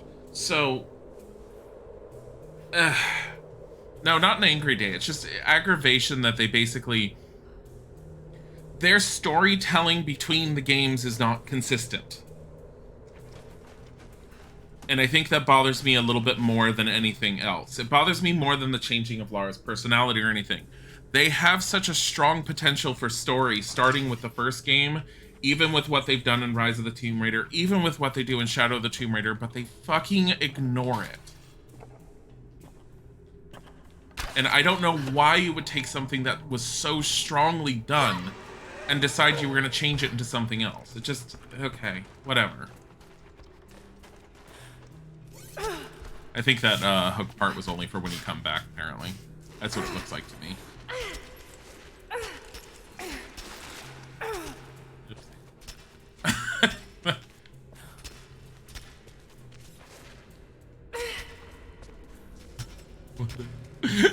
I don't think she's supposed to be doing that.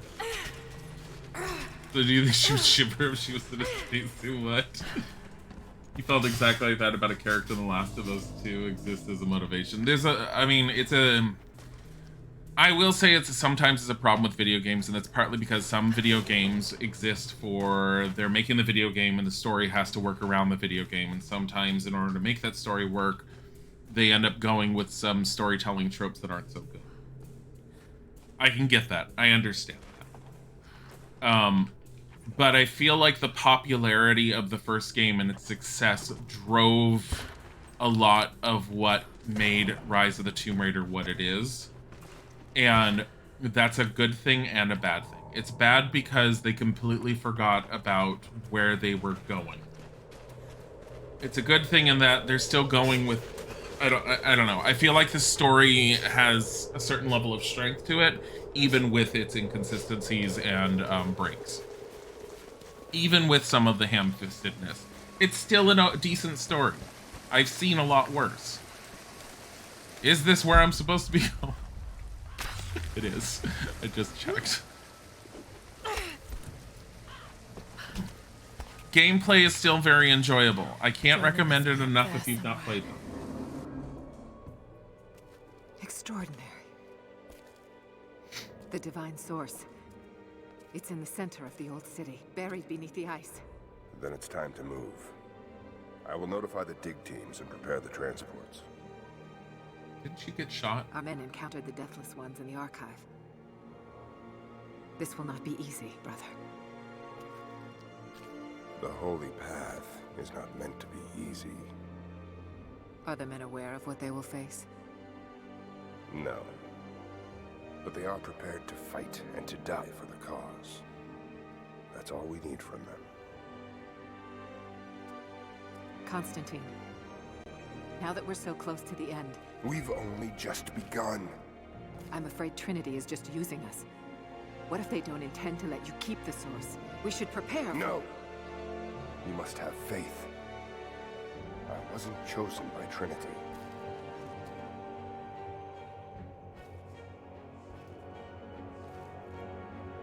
Once the source is mine, it won't matter what they want. I will lead God's immortal army. And you... you shall live.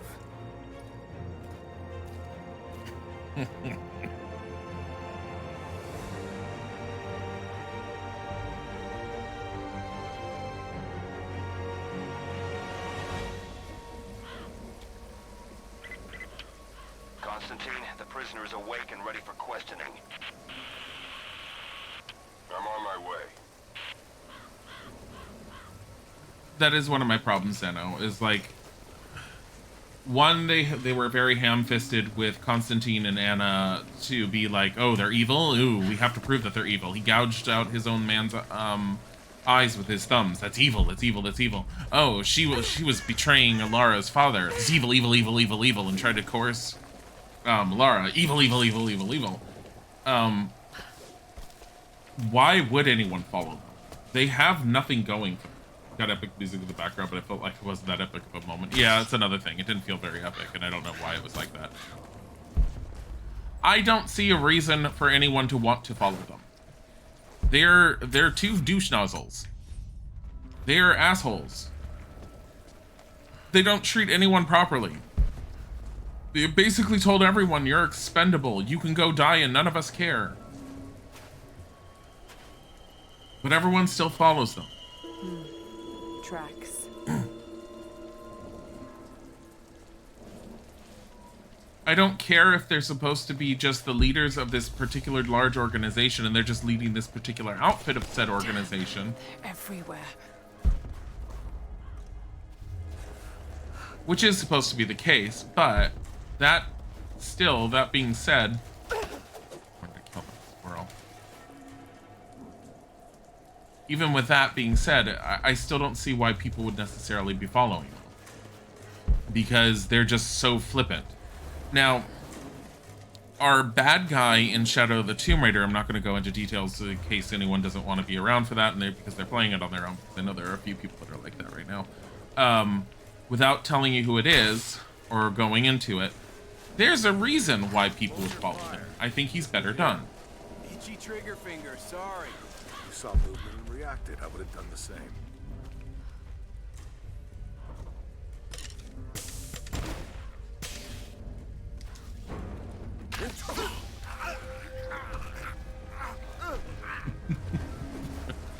Fuck hell.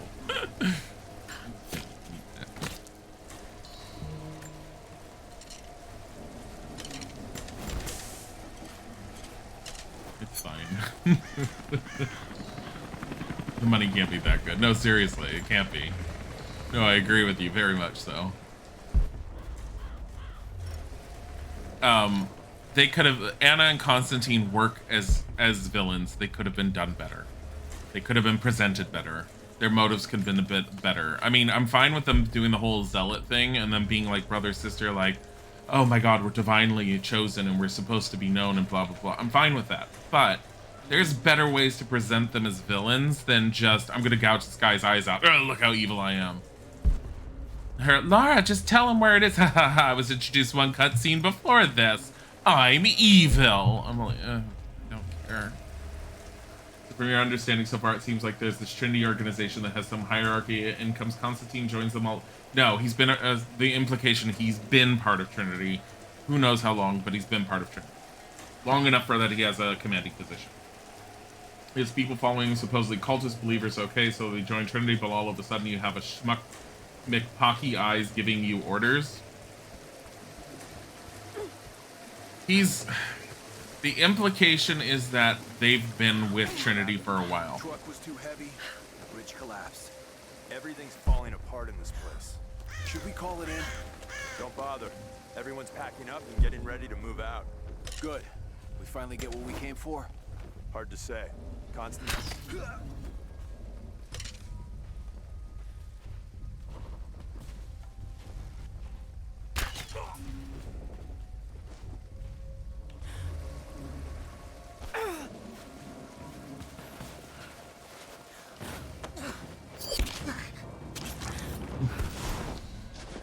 No, there wasn't a much lead up to Anna's reveal at all. There's like very little lead up to the next villain in Shadow of the Tomb Raider, but I think that their overall like reveal of his story and everything that brings him to doing what he does is well done. And I feel like it was well timed. I don't think it meshes well with the story here, and I feel like there's an inconsistency between the Trinity organization between the two games. But beyond that, No, I was sent to help clean up the island after Croft escaped. Tough job. Heard you had to kill natives.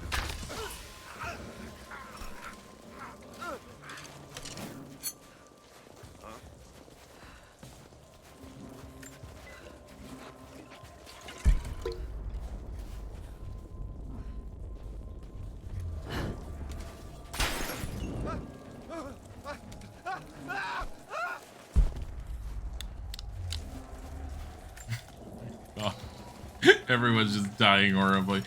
Lara's just murdering everyone. Yeah, there's okay, so he's been part of it, so these are people that he's been with for a while now, and he knows how hard of a task he gives out, and he's like, you failed me, now lose your eyes. How did this fucker get in a position to begin with that mindset?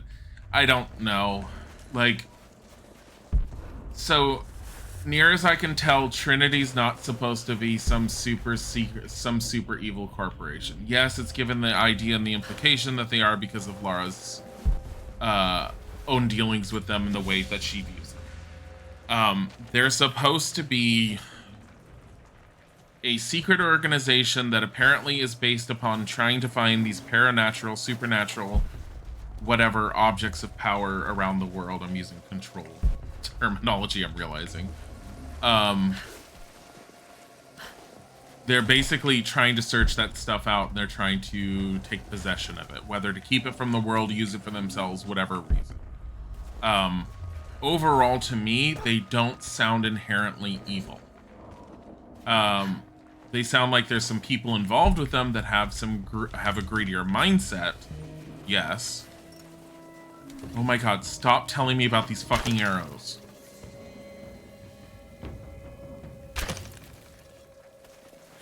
But, like, I don't understand why they have so many characters that are so outright like, ha ha ha, we're evil. Looks like we're gonna have to fly out the rest of the cargo.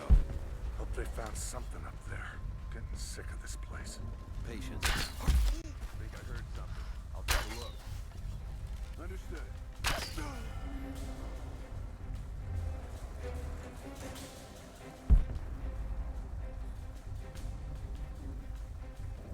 What was that?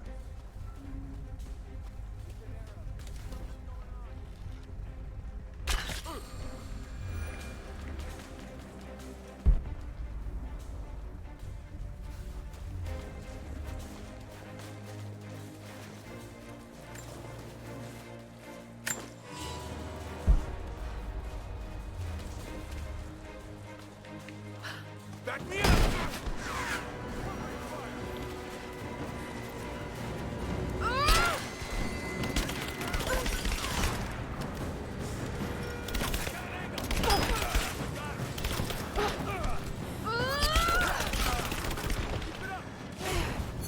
Advancing! Cover me!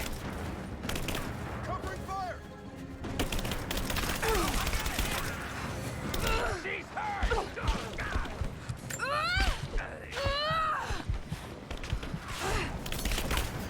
Oh my god, how is she even doing this? Is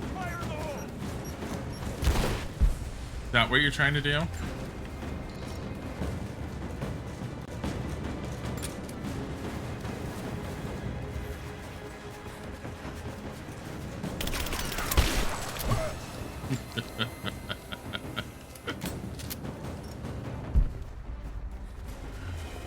Am I done? Give me that. No? I feel like there's more people around here somewhere. Lara takes 3 guns of assault rifles and she's going in with picks to poke eyes. Look, I made her into a brawler. So she's gonna brawl.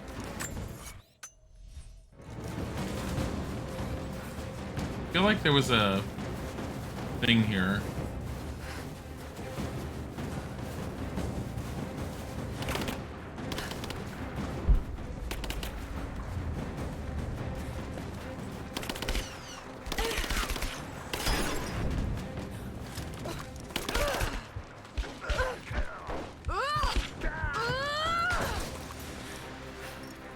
Hey. Okay. No. I think he didn't do well. Lara's fine.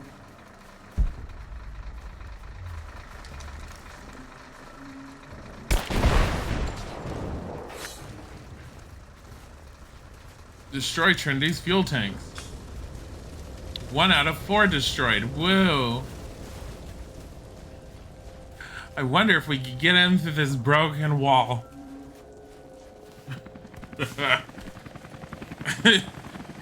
Oh look, a campfire. Safe point. Anna must be close because we heard a helicopter. What? Since when does helicopter mean Anna? Stamp to seal official Trinity letters. How dare they? Not many people still use these.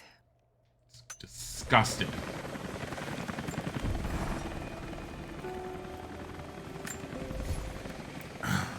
Survivor. She's a survivor.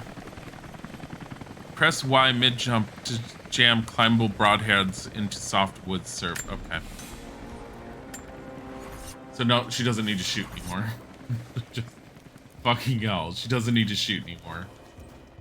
Oh, this is the underwater part. What's going on? New order. Getting ready to move. Yeah, found it. Looks like it. Demolition crews are already packing up the choppers. Never thought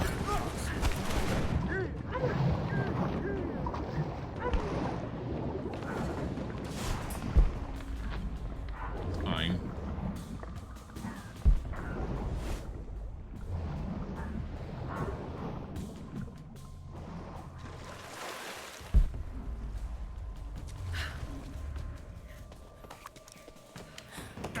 Stab him in the neck. Were you with Constantine down in Syria? Yeah, it's a bit of a mess. Croft. Constantine didn't expect to find her in there. She managed to bring the whole tomb down on our heads. Thorn in his side, that one. Speaking of Croft, she's still out there. They still want her alive. Not anymore. She's too much trouble. They should have killed her when they had a chance. She was useful for a time. Let us hear, right? Why does everyone sound like an asshole? It's not our place to speculate. Orders are clear. We see her, we shoot to kill.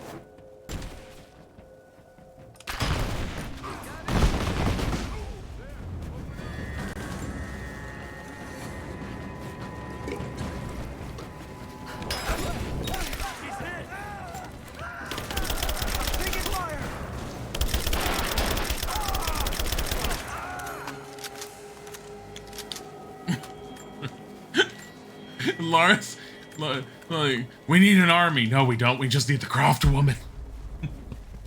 Finally got the knife. Yeah, I got the knife. I don't even remember when we got the knife. It's fine. Make some more explosives. We're okay.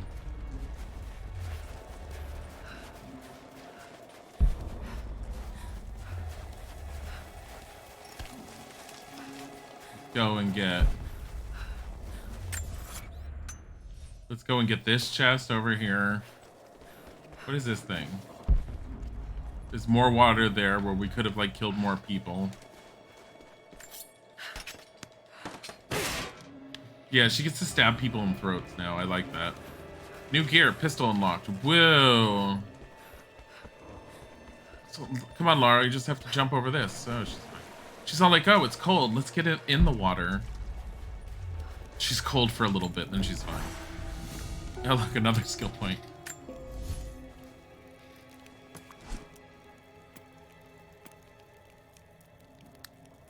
What? Like, heavy pistol? I mean...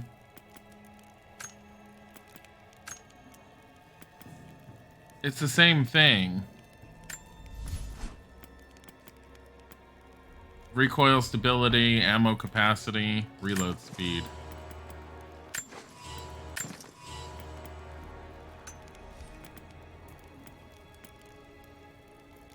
I think it's the same weapon, just a different look. Stupid. Like, why do I care about the skin of the gun? Like, no, you have to. You don't. I really don't. With this, I wish I could dive down there. Not until the next game. But then we get to deal with Piranha again. All hail Tomb Raider 3 redone. Lara, stop it. Okay. Now...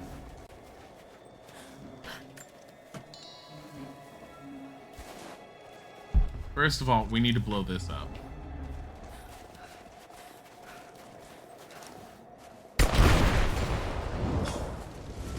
That challenge is really easy to do. It's almost impossible to miss the tanks.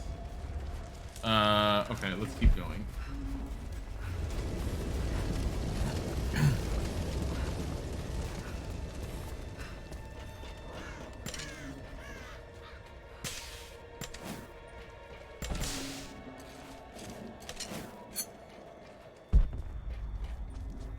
I feel like there was something here. I don't remember, and I think I'm wrong. Oh, it's right there. Just this. It's just one rag. I'm good to go. I want this. I want to burn people.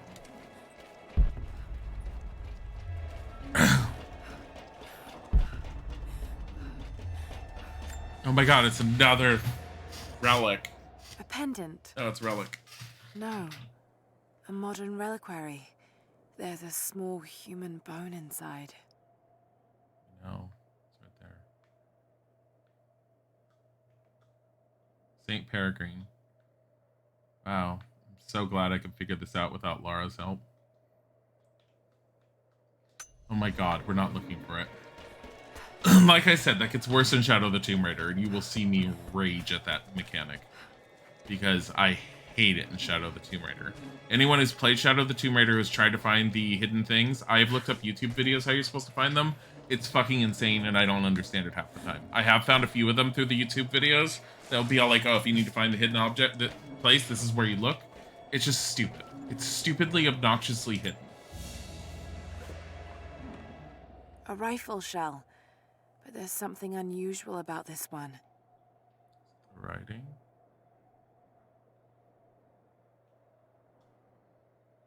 This one's from Trinity. I can see it already. Okay, never mind. Goodbye.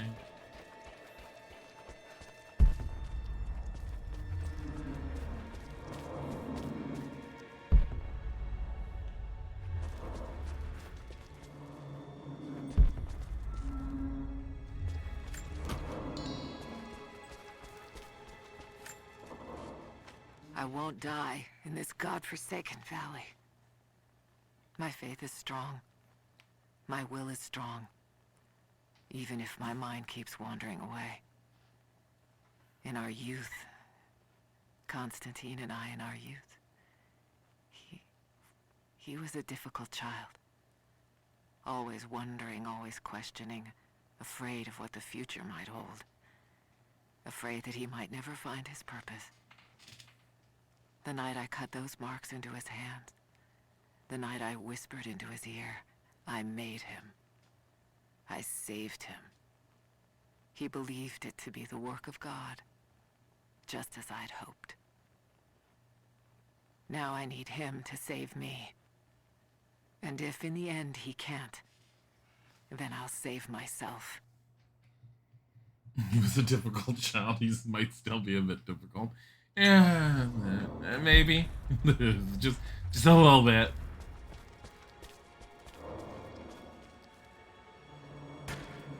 Okay. Got up close this time.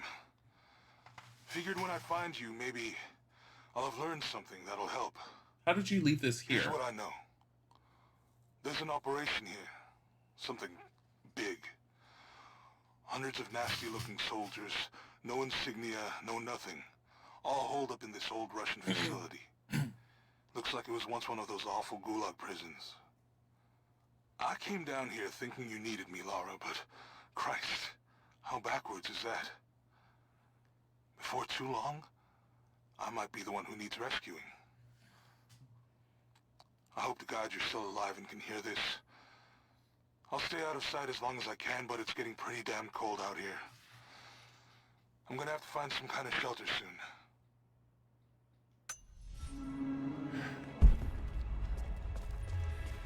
Swear to God, Jonah.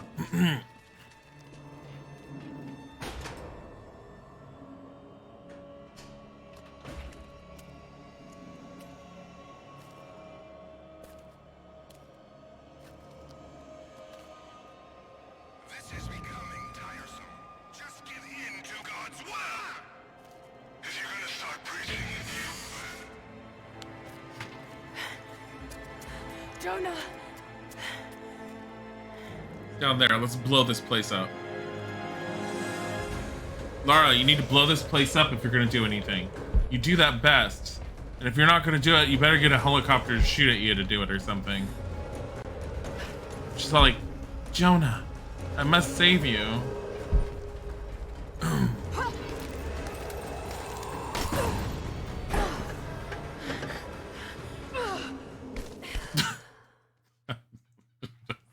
I just had to at least once.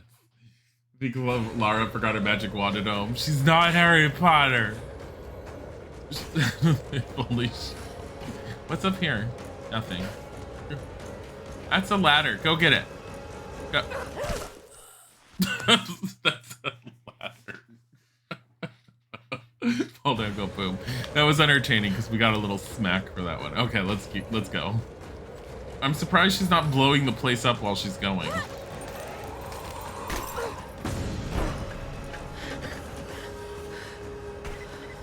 Negative. We're moving on to the next phase of the operation. Just get prepped to move. No, you have a family? Good. Oh, this green is because she's resisted for a bit. That's what that color meant.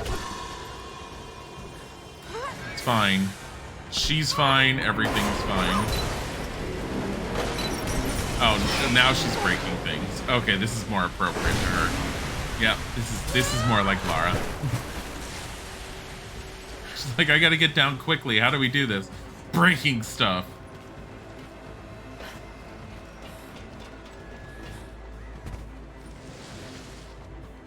Oh. Oh. Hey. Looks like stuff over here. Like it doesn't want me to go this way, and therefore I must go this way. Lara.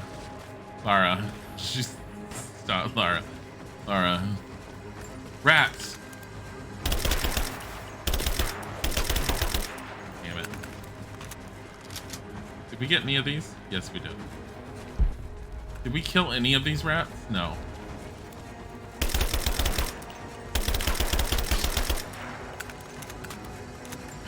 An experience. It was worth it. 12 experience. It was worth it. I mean, if it's a dream, might as well be a wizard, no, or a witch in her case. Well, yeah. She's just gonna murder this guy.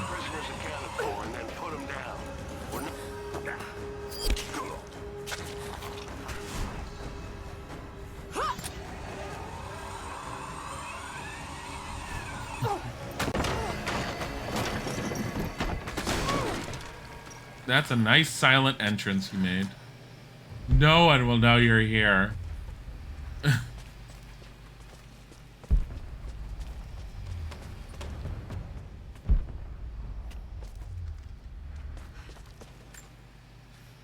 Lara, thank God.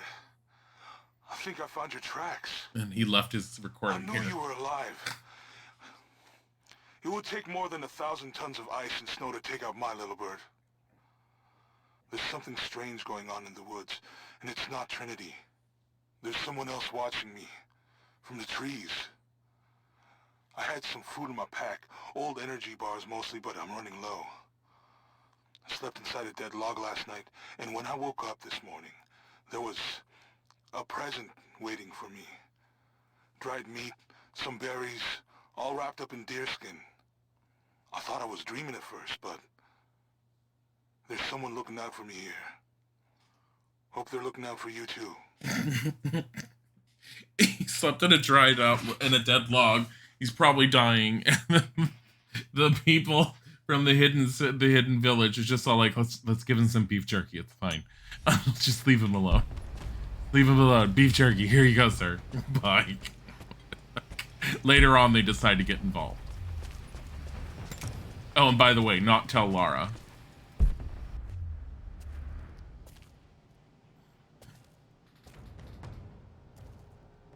Special jerky.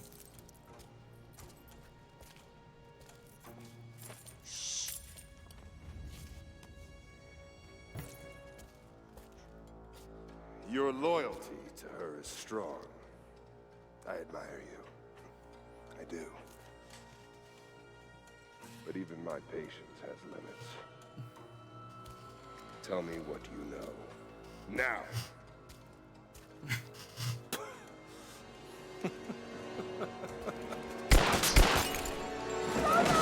It's bulletproof, you dumb bitch. Do it! Please, no. Don't listen to him! I was only doing what I believed was right. Shoot him.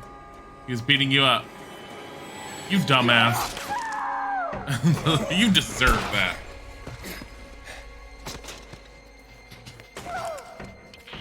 Sweep the cell blocks. Kill everyone. Don't worry.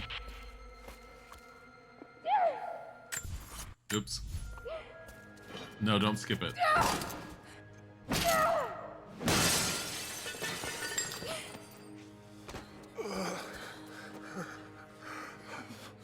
Sorry. I should have killed him. But he was unarmed, I just couldn't. Shh. You shouldn't have to. He's just a cook. He's used to knife cuts all the time. I thought I could keep up. They're coming. We're surrounded. This time I've got your back. He's dying. We don't have much time. Bar the door.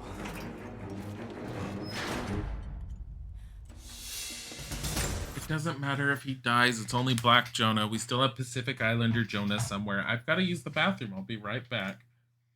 If you don't know what that's in reference to from what I've said beforehand, they changed his ethnicity in this one, and I don't know why. No one knows why. We were all staring at it going, what the fuck?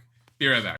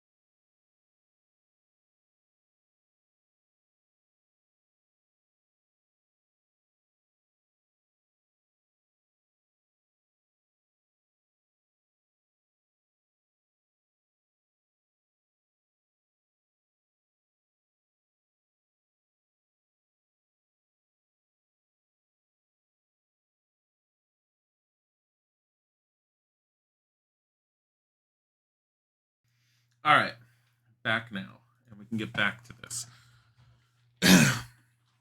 I vaguely remember how Jonah pulls through, but I don't remember it. This will be a reminder. I know that you like to read the archaeological journals now, but I urge you that if you see anything written which is less than pleasant about me, to ignore it. There are those who simply do not understand the work I'm doing here. Perhaps they're even frightened by it, but their fear and stupidity is not my concern, and neither should it be yours. I will explain everything in good time, my darling girl. The people that were frightened, were they Trinity? You never told me. I guess it doesn't matter now anyway. They found their way to me. Now I'm going to have to deal with them.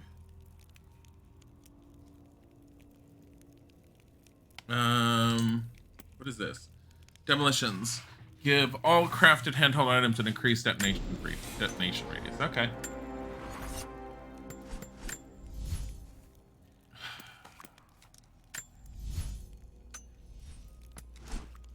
Can I upgrade this? No.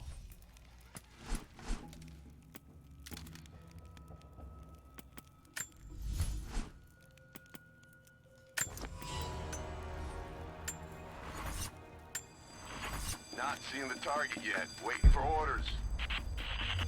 Stay in position. You're ready. She's dangerous. Roger. She needs it. She needs this. She needs this.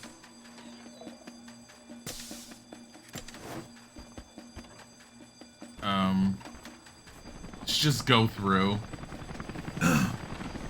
Be fair, words might make you think, but Got to take them out. You wouldn't be within stabby reach with survival instincts. Seriously, Jonah is way too close.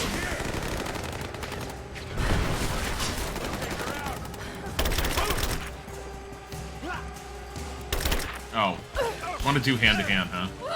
Here you go. that as exciting for you as it was for her?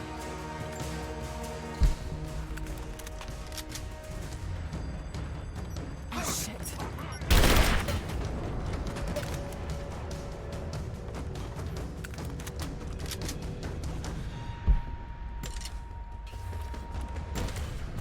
Hey. Where are you? Where are you guys? Hello? Oh. Sorry.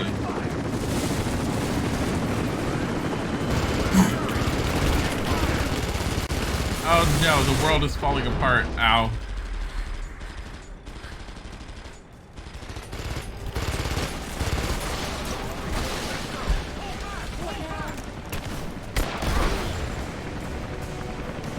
Fine.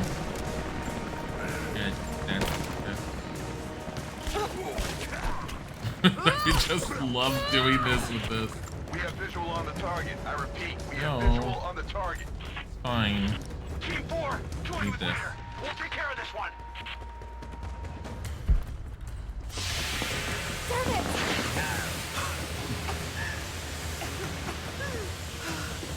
Confirmed heat sink. Ready to engage. Roger. Oh my god, Lara. Seriously? You've dealt with this before. Light her up!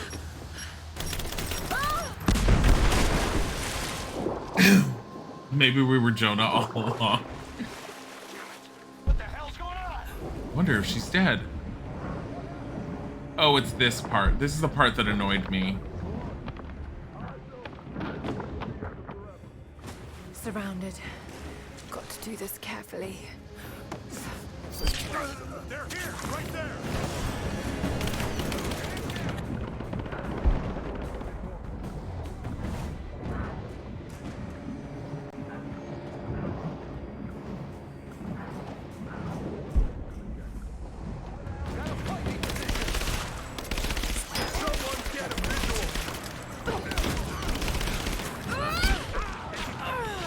Oh, she's dead.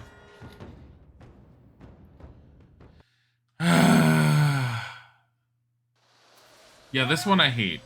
I hate this part. I do remember this part. This is the part I've been thinking of with the underwater the entire time. And it's really annoying.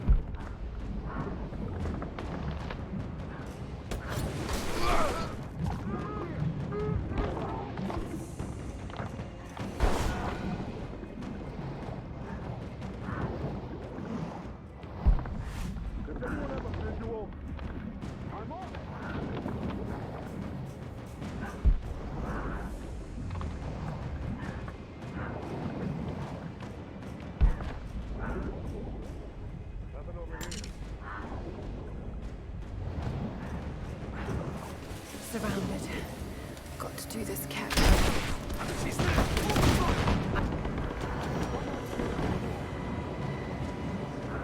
Huh?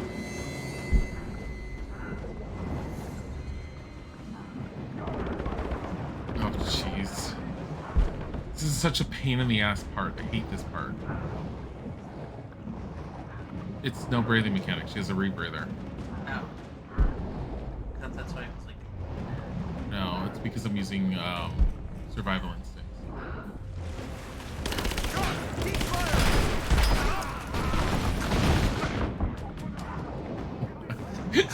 Grenade arrows. Here. Those are a thing, right? Yeah. Those are a thing. What I like is that the smoke hasn't dissipated at all. Those are the poison mushrooms, the ones that you just like shove a mushroom at enemies. Basically.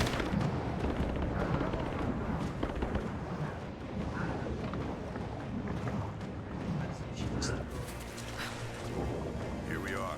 Get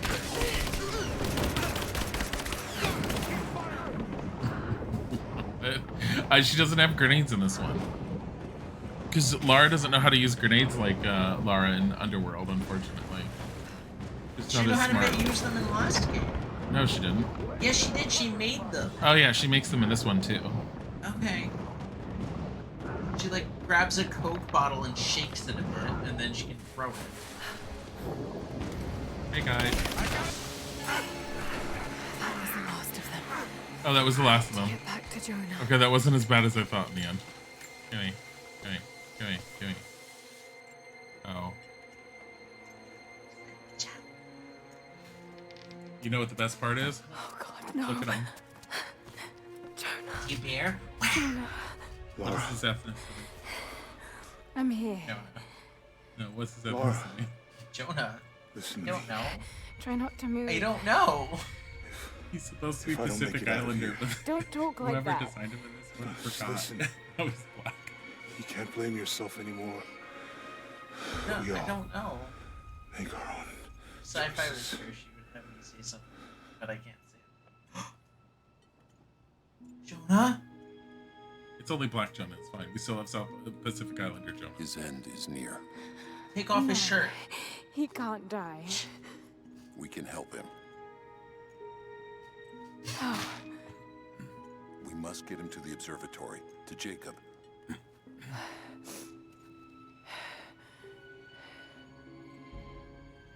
Touch him. Bodhi's here.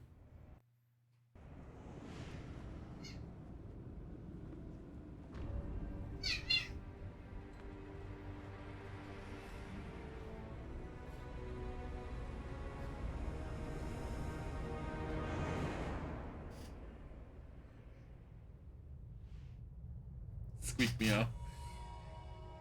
only Jacob can save Jonah now. We have to get him back to the observatory.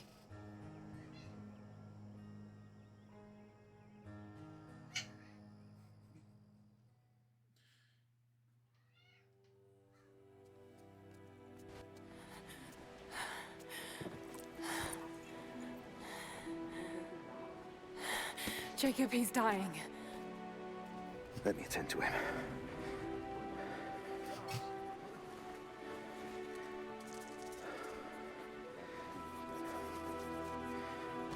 The Lord is your guardian, your protective shade at your right hand. The sun shall not harm you by day, nor moon by night. The Lord guard your soul from all evil. The Lord guard your going and coming, from now to all time. Keep pressure on the wound. Prepare him.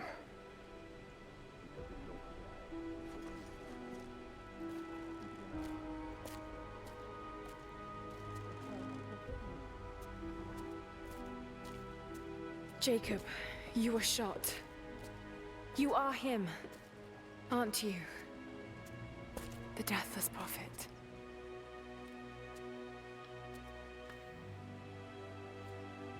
I can feel pain. I can be hurt. I am human. Save for a human ending. And the Divine Source?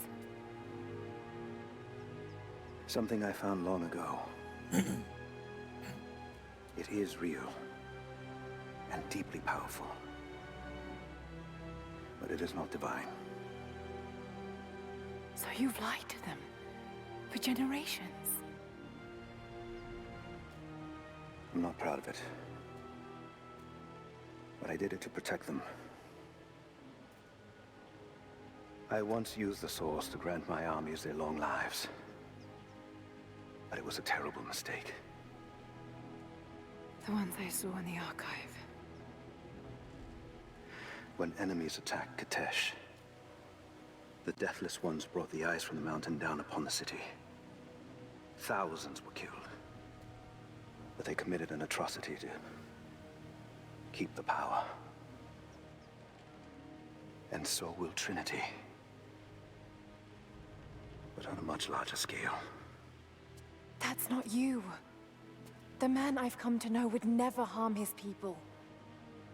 Don't you see? All of this is my doing. And it must finally come to an end. Father! They're on the move. They're going to brute force their way into the ice. Then we've already lost. No. There has to be a way to stop them. Jacob, the map showed a secret entrance into the city. Path of the Deathless. But it's too dangerous. We're running out of time. You know I can't give up now. If we can delay Trinity, that might just give us a chance. I will take our forces and attack them on the ice. Then it's time. Open the path.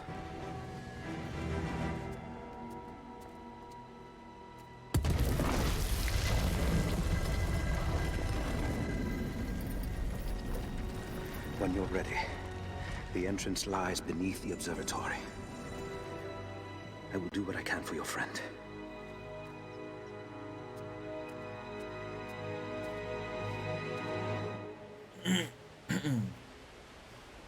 Does that mean she's the granddaughter of God? He's that's his actual biological daughter. We found a journal from him that he had fallen in love with a woman, and against his better judgment, he ended up basically having a kid with her, and that's Sophie. He tries to distance himself from Sophie because he doesn't want to show favoritism to any one person, but it's very difficult for him to do so. Sophie is the redheaded Lara. He's also not God or Jesus. He actually came about in like the 9th century, or I think they said the 9th century, so 800 something.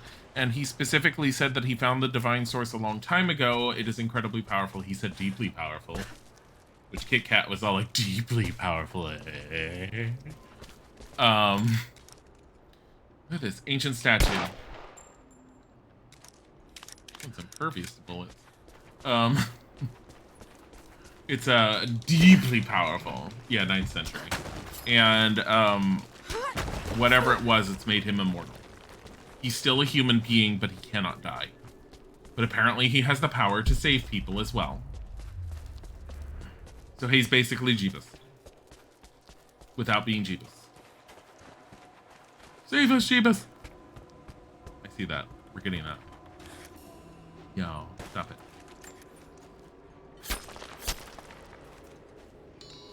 Was he a vampire? I have no idea. Like, we don't need to, like, worry because we have this ability now. Oh, man.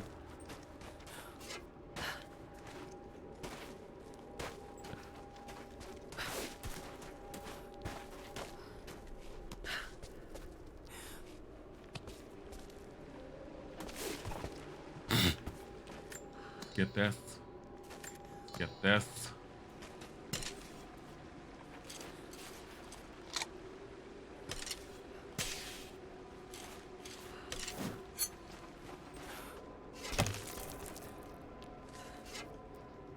Bye, Lara. Can he magically change people's ethnicity, though? I am going to end up, when we get to Shadow of the Tomb Raider, I'm going to be doing a comparison, both of Lara's face, and now that we know, you're going to be doing Jonah's as well. Oh, man. Maybe I should just shoot at it and make my life easier. Instead of doing that. The world needs 2 Jonahs. I really, really, really want to figure out what the hell happened when they were creating these characters that they completely fucked up with Jonah and then decided to change Lara's facial model so much. Like, so drastically much. The statement that people make online, and I've said it often, is that when you compare Lara's face between the first reboot, Rise of the Tomb Raider, and then Shadow of the Tomb Raider, it doesn't look like the same woman. It looks like a totally different actress each and every time, and it really weirds people out. It weirds me out.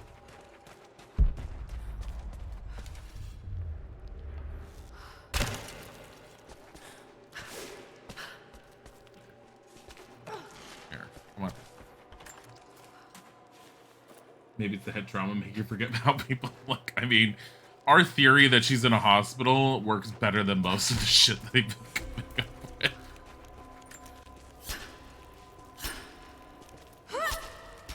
She has a bed right next to Ash Ketchum. I just have to catch my breath for a moment. No, you don't.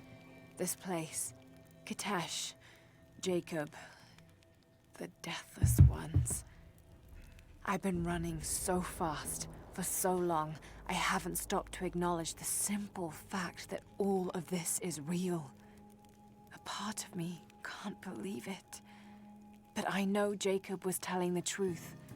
Whatever made him is here, and I'm going to find it before Trinity. I only wish Dad was alive to share in this discovery. We're looking for the hidden city of Katesh, and the worst part is I can't remember the name of the little town we went to, or whatever the hell it was supposed to be called. And things aren't as memorable as Yamatai. Yamatai was pretty memorable with Himiko. This one, it's like, I completely forgot that Constantine was the bad guy in this one. Like, I vaguely remembered blonde guy, but like I kept on saying, I was like, his name's Rourke. No, it's not Rourke. Rourke's introduced in the next Tomb Raider. I just thought he was introduced earlier.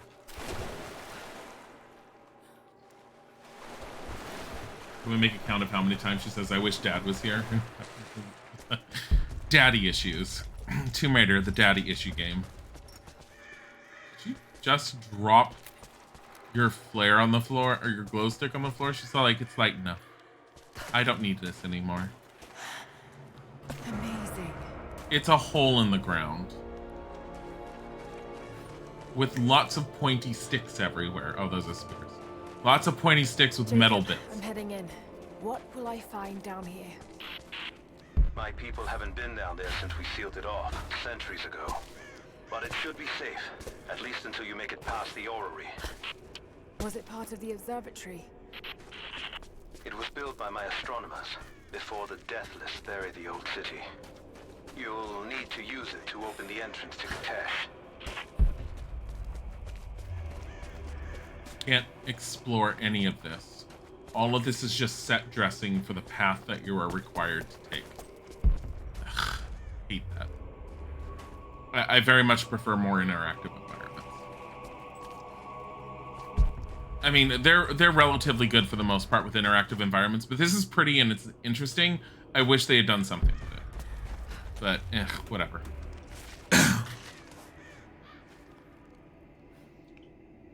So if she was never an archaeologist, you're thinking Daddy fucked up some nighttime fun we had with his daughter, which resulted in severe head trauma and psychological issues, where she has to lie to herself about what happened. We're assuming that she was still in that archaeological expedition in the ship, and then there was a storm or a shipwreck that she was involved in, trying to find Yamatai. They didn't actually find anything, but in her head, they went to exciting, adventurous places. That's been our theory. It's a really over-the-top theory that obviously is not true because the story is what the story is, but it is fun to think about, and the worst part is it almost holds up with half of the shit we deal with. This is extraordinary. Now she's just sitting in the library at the hospital. Someone wheeled her in. She's drooling. She's drooling onto her chin, and it's dripping down onto her shirt, and they're just being like, here you go, Lara, you're an archaeologist, there's a globe, and she's just imagining the same globe suspended from the ceiling 5 times, 6, 7 times.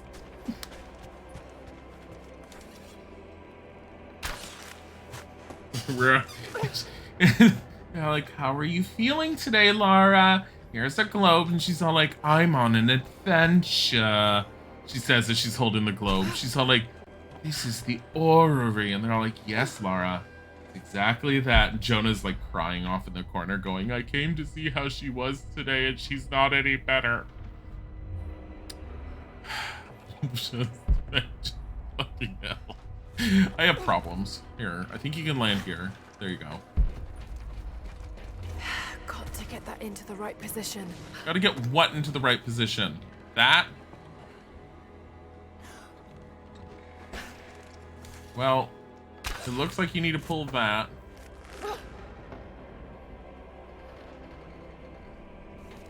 And it looks like you need to pull this.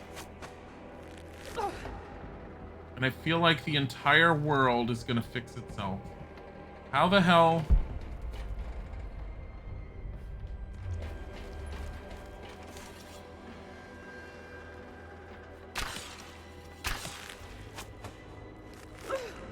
How much can you keep turning this?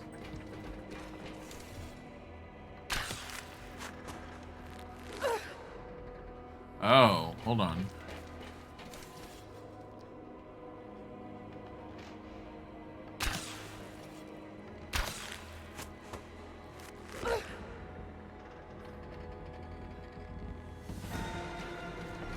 Well, that music says we did it. She's all like, did you do it? And the music's all like, of course you did. She just magically snaps too.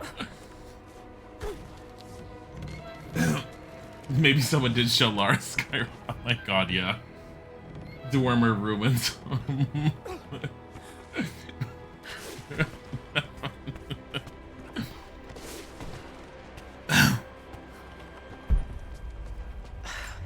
It's locked. Just have to disengage the mechanism. You know, the only Elder Scrolls game I would show anyone on stream if I could even get it to run, I actually have the discs of Redguard. But it's such a bad game. Even when I played it back in the day, I don't even want to think about trying to play it again. I never even got far with it. I just remember how bad it was.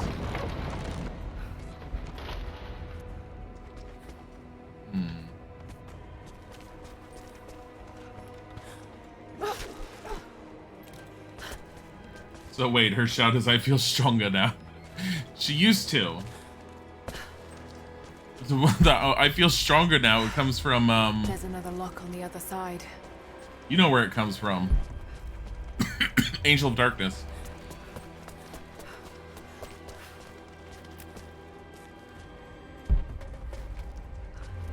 The Mongols destroyed everything, and the city sank beneath the ice. She knows how to read more Greek by looking at this rock. That's the other thing. They just keep on taking her outside, and she looks down at a piece of pavement, and she's all like, I've learned more ancient Greek. And they're all like, Lara, no. No, Lara, that's not how that works. But it's okay, it's okay. We understand you. It's okay. She's not getting better, Doctor. I know. We're gonna have to up her dosage. I'm trying to see if there was anything else for me to search over here that I completely overlooked. There is not. I am messing up. We just need to undo that.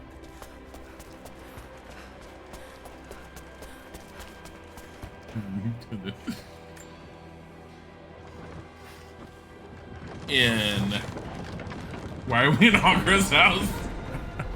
No, Ogra. Ogra was how you pronounce it. Jacob's people were ahead of their time. No good. Two step Lara. My favorite part about Ogra, anytime she's sad, probably irritate the hell out of it. Is it going to be that? What am I doing? Oh god! Oh god! Oh my god. Okay. Where are we trying to go? Just got to make it to the top now. Got to time it just right.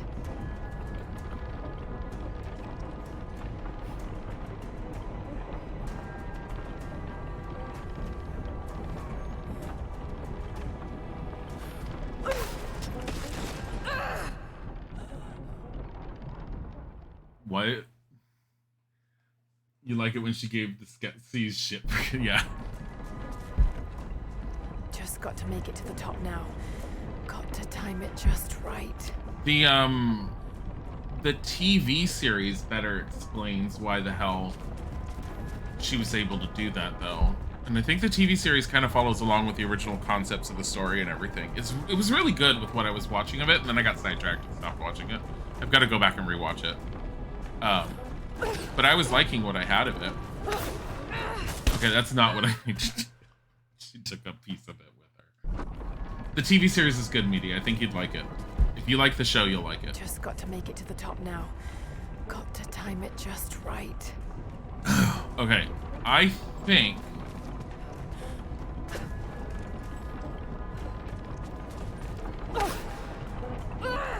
that I have to get on one of those parts.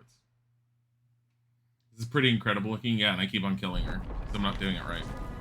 I need to jump on one of those parts, I know. Climb up, get on top, and then jump from each one to each one until I get to the top.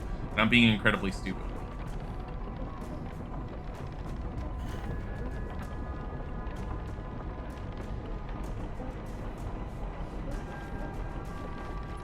And I feel like it's this one.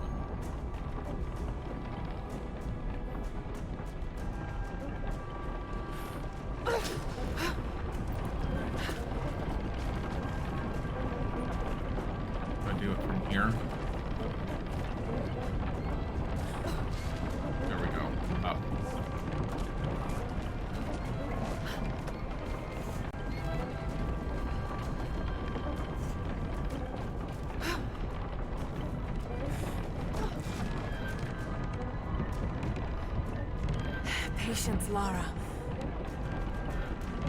Now! No. There we go. It's been a while since I've done this. I like this. I do like this puzzle. I do like environmental puzzles like this. It's not as good as some other ones, but I still enjoy it. I enjoy fun, interesting environmental puzzles, and I feel like they did a good job with this.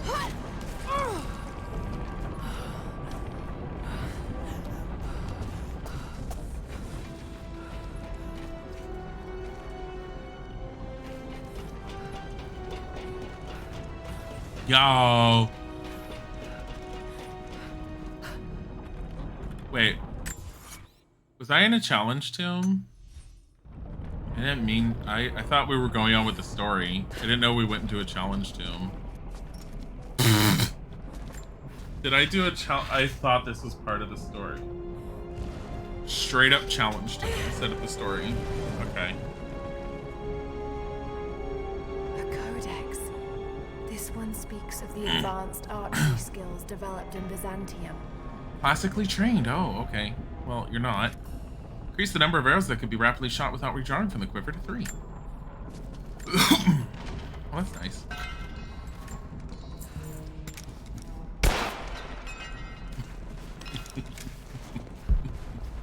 Just got to make it to the top now.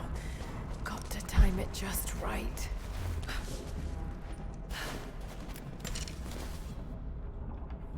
Did she just give herself information from what she had just previously done? My God, Lara.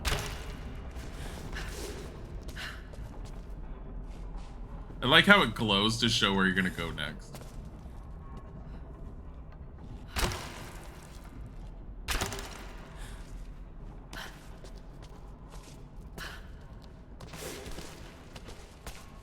Let's go on an adventure. I'll take this mace and smack you in your head real hard and we'll see where we go from there.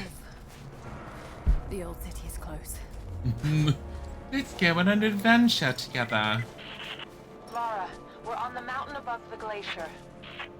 Can you see Trinity? I like how the woman who was raised in the mountains away from civilization knows how to say glacier, as opposed to Lara who calls it a glacier. Yes, they're beginning their operation. I'm entering the old city now. Listen, Sophia, don't attack them too soon. We'll give it some time. I'll contact you again soon. Do you know how old she is? Who, Sophia? Doesn't matter. She's raised away from civilization. I thought I had died. The cold gnawed at me, and I grew weak, even as I saw the Prophet's people camped on the ridge of a strange green valley. One foot after the other, sword in hand, I trudged on. I meant to charge, battle cry on my chapped lips, when consciousness fled and I collapsed into the arms of heretics. They know who I am. They have been expecting Trinity. They do not have much, but they fed me, kept me warm until I could walk again. The Prophet told me I could leave whenever I desire, but they have taken my blades, even armed.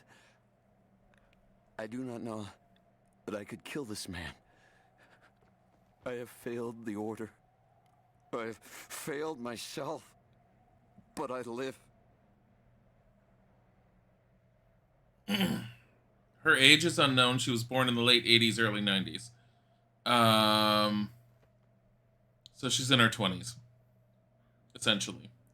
It does say her height is 5 feet 8 inches, and I swear to God, she seems like a goddamn Amazon standing next to Lara. Lara's height is very inconsistent, I feel, next to the NPCs. His daughter's isn't supposed to be immortal. That's the implication. Like, he's immortal. It doesn't seem like anyone else is, as far as we can tell, but we're not entirely sure. She could be. They don't really say. I mean, unless the wiki has information on it, but I doubt it. Laura's super tiny, late 80s, 90s doesn't mean...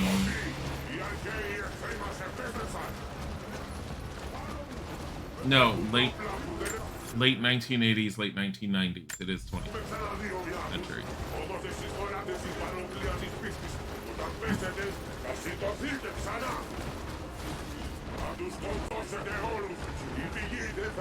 He's trying to jump up.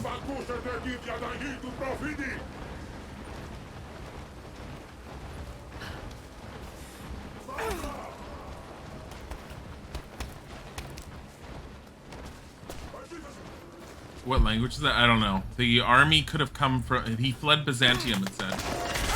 Oh no, she's falling again.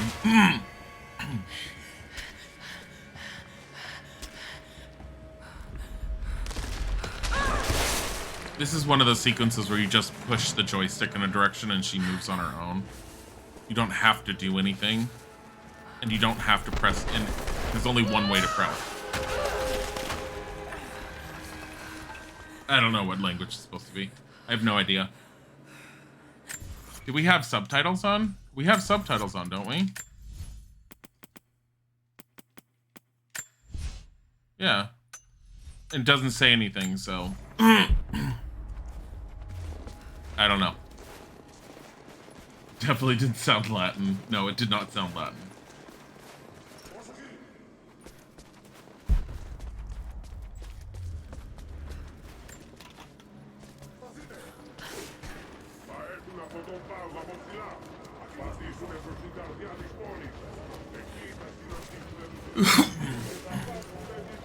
I mean, if you want to try and find out, Google search the Deathless Ones on Google. There's a whole wiki. It'll tell you where they're from. I guarantee. At some point, it should tell you.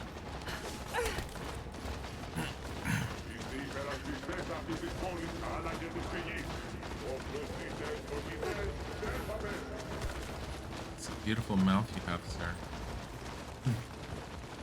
Oh, look, this campfire that's just lit. Takes you back to the Oni Samurais. The Storm Guard.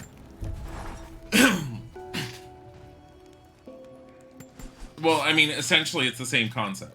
Each of the Tomb Raider games has a creature or thing that's not normal. In the first one in the reboot, you have the Oni, which are essentially the Storm Guard, which are the elite guard of Himiko's elite guard that she is somehow imbued with power through just the fact that her soul is still there and they're meant to guard her. The Deathless is the ones that they did serve the Prophet. He had given them the divine source to make them immortal, to make them stronger, and he felt he made a mistake, so he stopped doing it. But that's why they're still alive, and that's why they're known as the Deathless ones.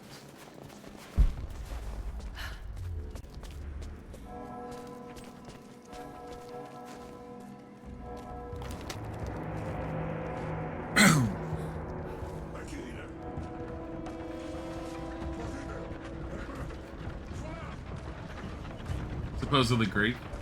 I mean, that may make sense. They do have Greek fire. So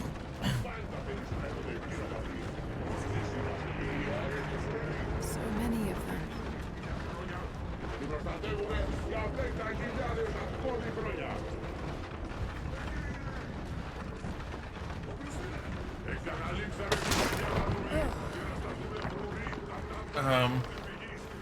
How did one man get the divine source when there was an army of people with the same strength as him? He's the one that found it, and there was something about the way he spoke to...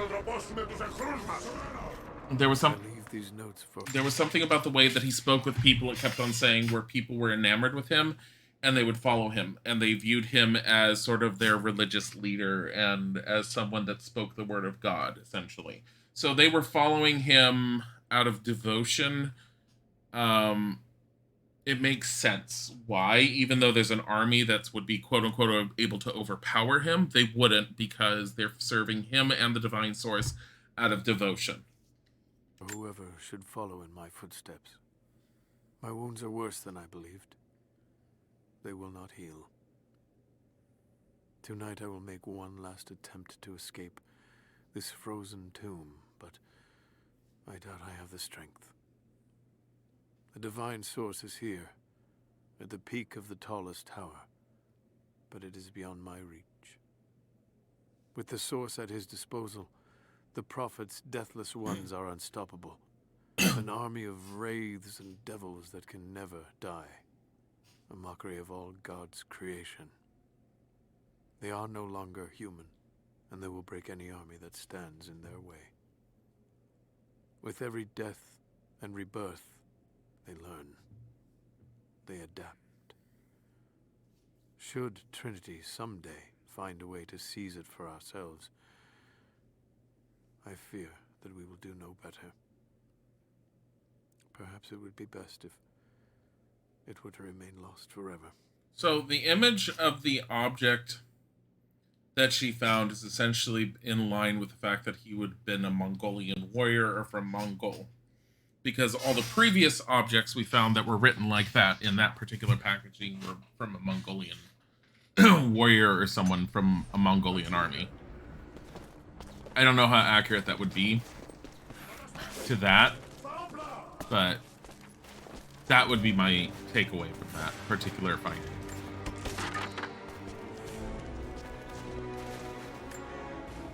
She like held her hands out going, ooh, this is warm. What? Game? What is going on? Oh no. I think the game just crashed. I mean, it has plenty of save points, so... Hold on.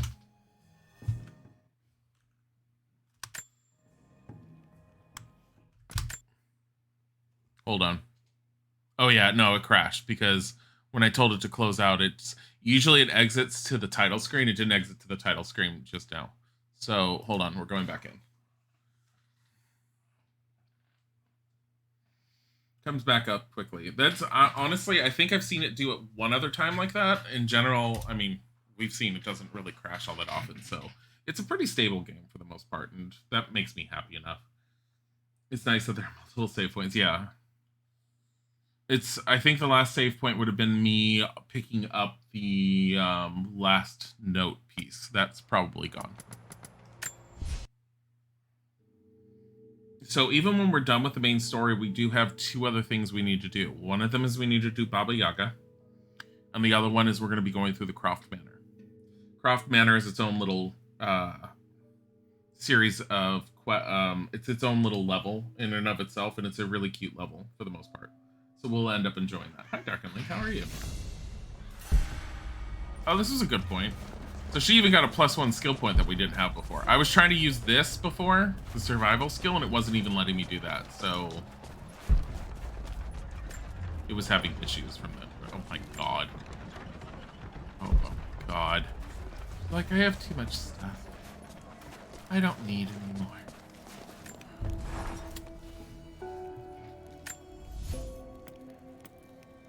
Brawler, Survivor, Hunter. What's this? Locked shots for triple shots. Triple shot. Some skill needs to be double shot. Increase the amount of natural gathering resources. Doesn't matter.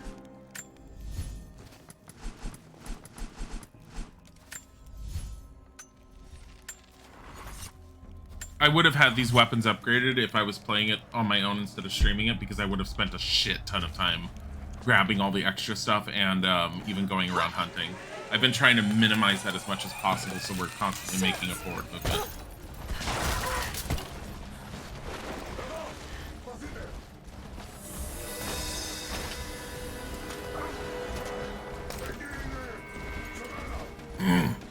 They don't see your hand.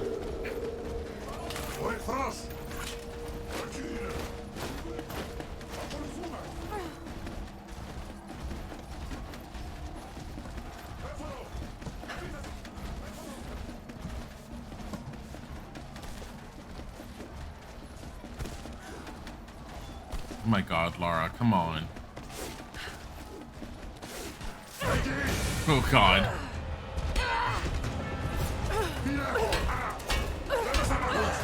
Of course she can melee. Wait, did she kill him? Ow. He's dead.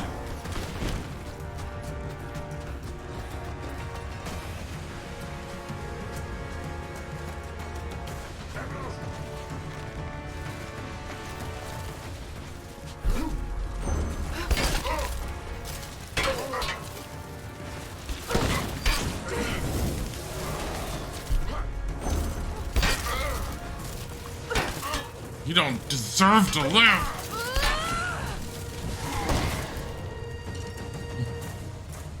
Just... You want to come after me?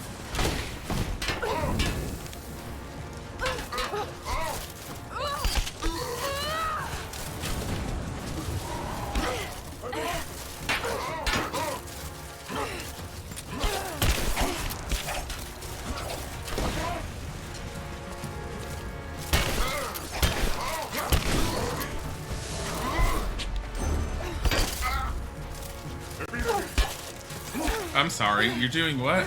What the hell's going on?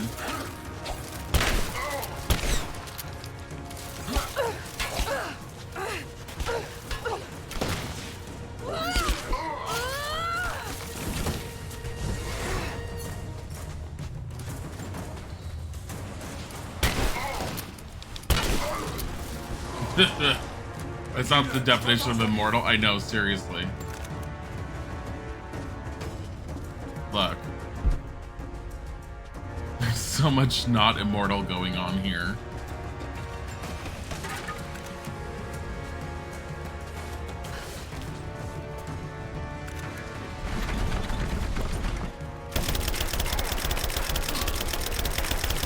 Oh, hey.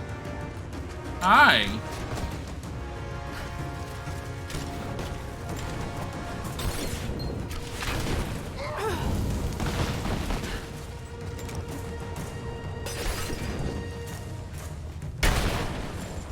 How's you? It's okay. I need to make more of these. Need some of this. Need to make some more. Some of this. It's fine. Wait, is she done? She's like, I'm done. I've killed all these immortals. Perhaps the respawn point is somewhere else. It's just shit through. Maybe they have a respawn. I mean, we didn't think of that. Okay, we need this. Why do they have bullets on them? I'm a little weirded out by this. I love this epic battle music, and Lara's all like, I'm busy picking things up. Like, look, a bird's nest. Why is there a bird's nest under here? Actually, why? Healing herbs. Why are they not using said bullets? Maybe they don't know what they are.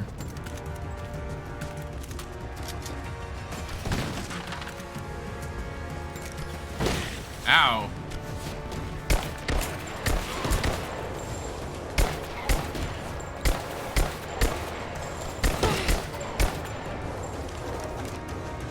I'm having really bad aiming issues because I'm bad at aiming. It's fine. She's fine. They're not fine. That's all that matters. Oh, we could have just blown things up. Hey. Are we supposed to go that way? Are we supposed to go this way? I don't know where we're going.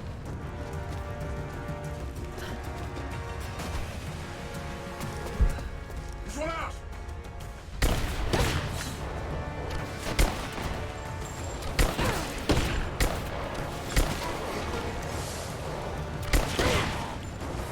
She's fine.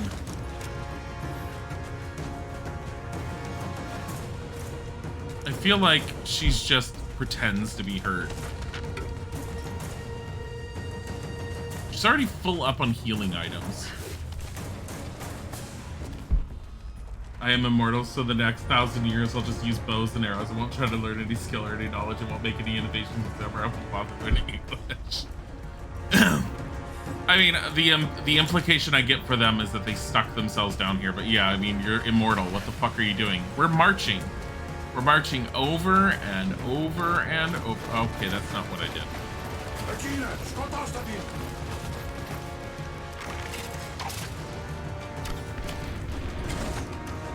That's unnecessary amounts of fire.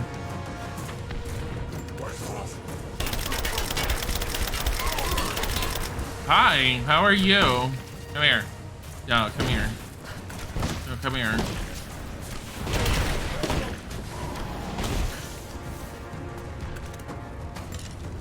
Hey.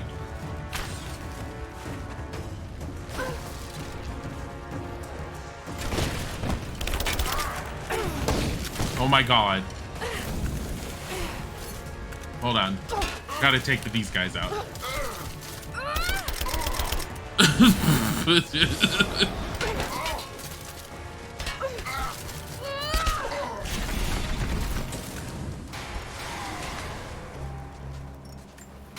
Wait, am we done with them?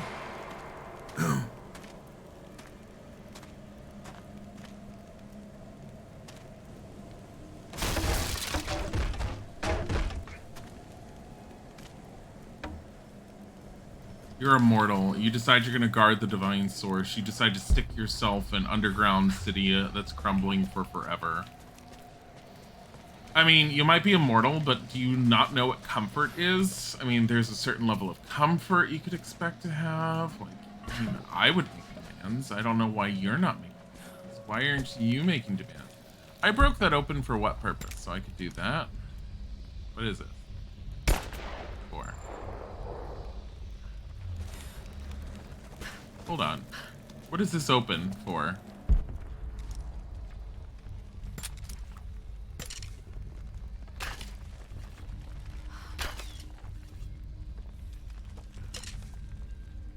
I have a feeling this is a challenge. I don't care.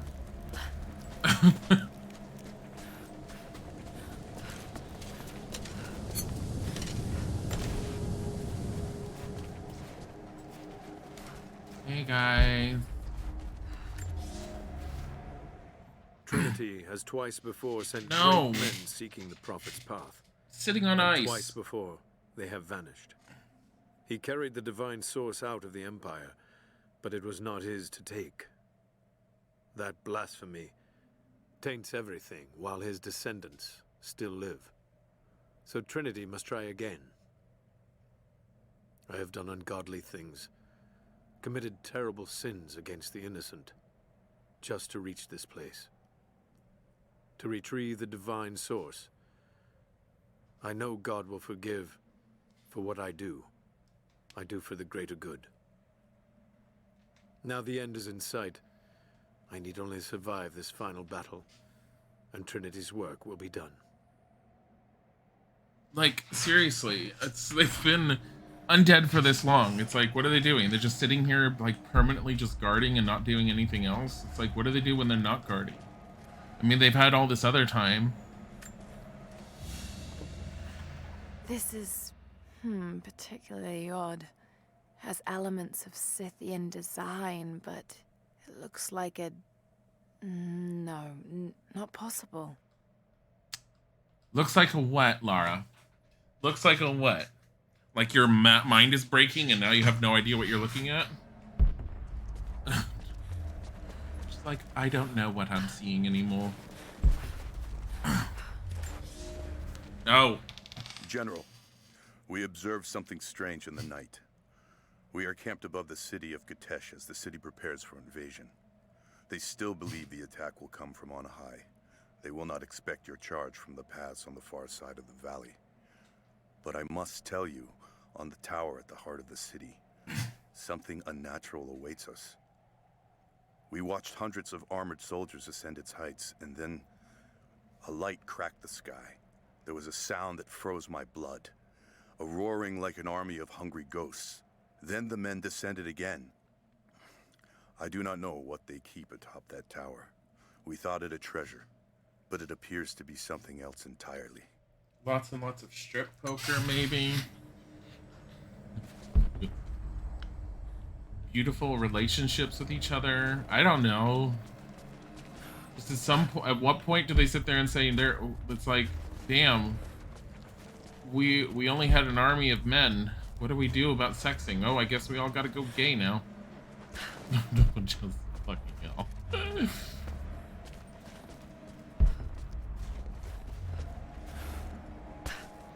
What am I looking for? Just this? Am I just going over here and go, eh? Guess so.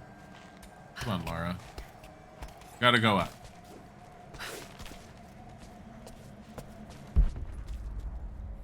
Lara Croft.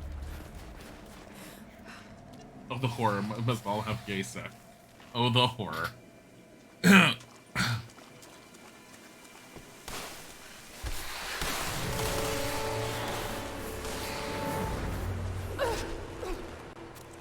Oh no, tile roofs.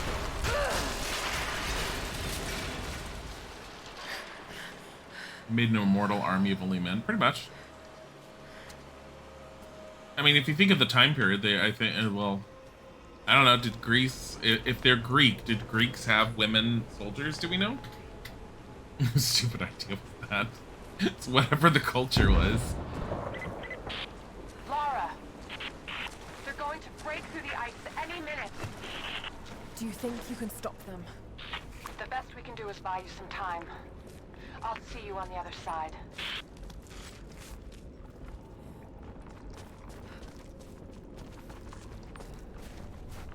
Pretty. I dented its chin.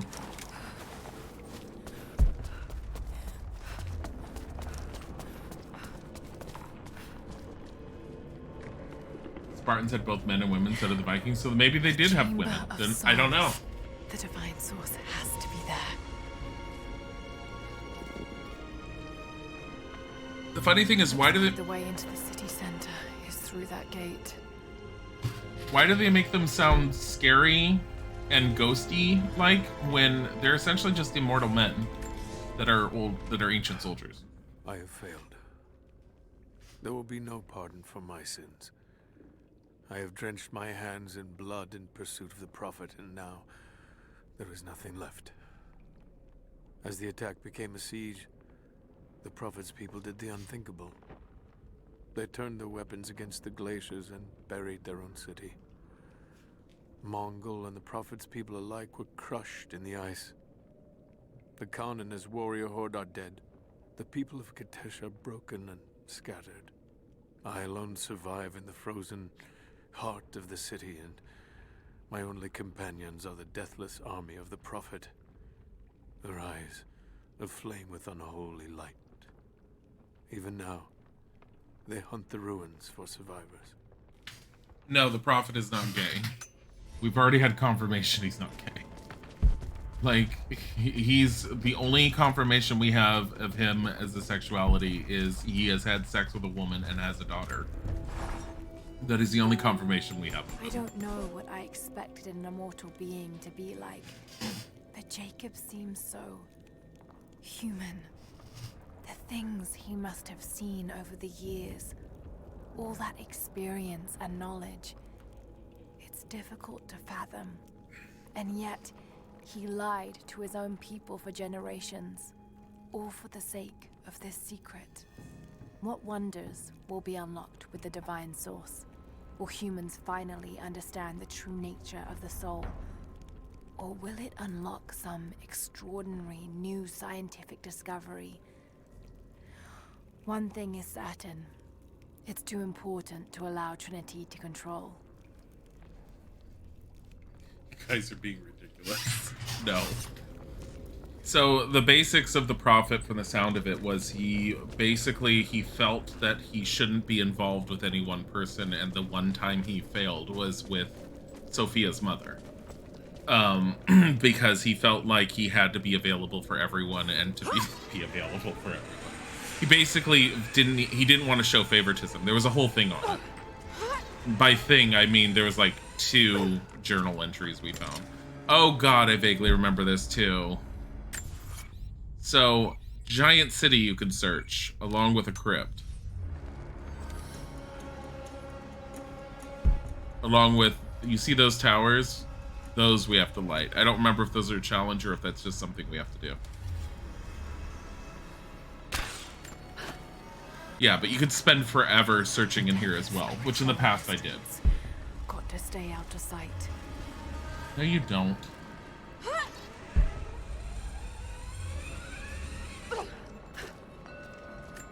Mongolian script. I can't quite piece it together.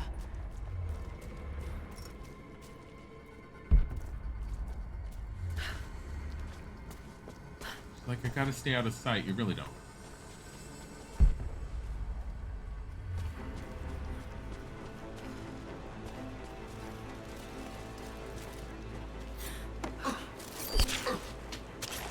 How did he not see her?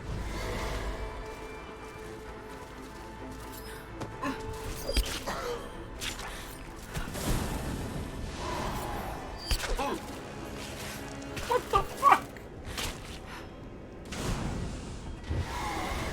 So if Lara did have daddy issues and just decided to blow the whole radius of like 20 kilometers. What? Would that solve all the problems? I have no idea what you mean by that. Is this a point for being able to go underwater? Anything? No. Okay. It's just you can go under. Probably to be able to do stealth kills. Which I think I did in the past. You can definitely go up there.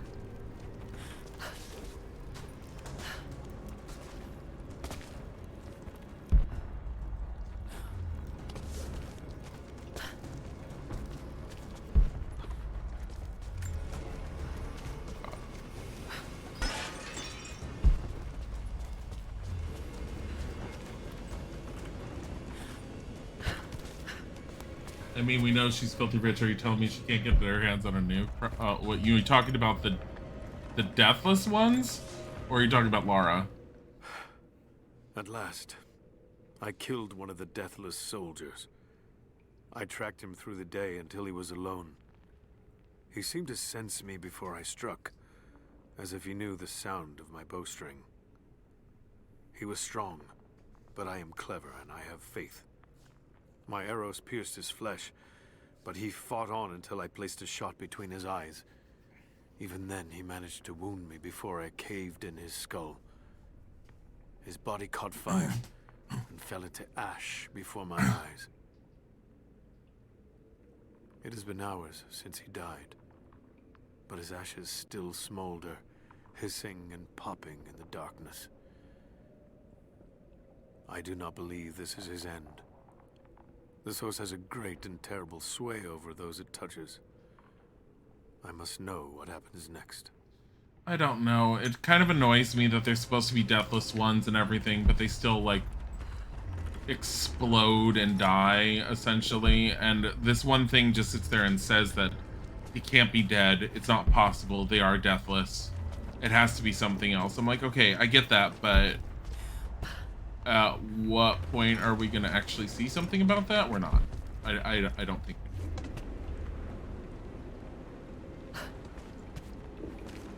There is a temple or something in there.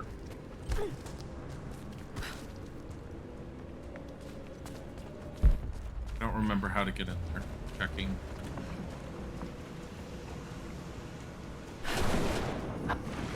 Not through here. Oh, maybe it is through here.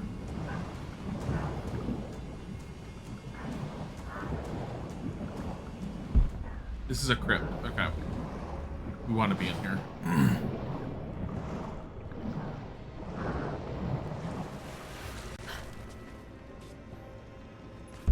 Spine source is basically a reaper. I have no idea. I don't really remember.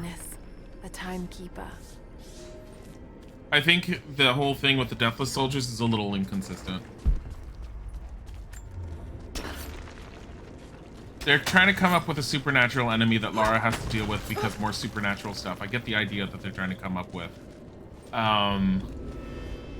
But yeah, they're supposed to be immortal, but they can be killed. I don't get it. After the city was built, the first generation of followers stared out upon it. One among them, a man named Valentinus, has spent his whole life devoted to the study of time and its passage. The prophet sought him out in the crowd and asked him what he thought of the city.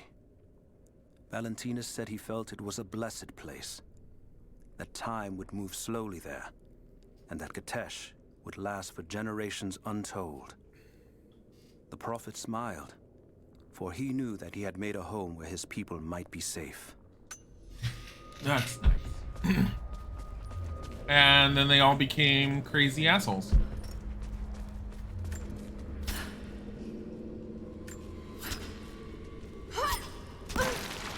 Pull rocks out of the wall, why don't you?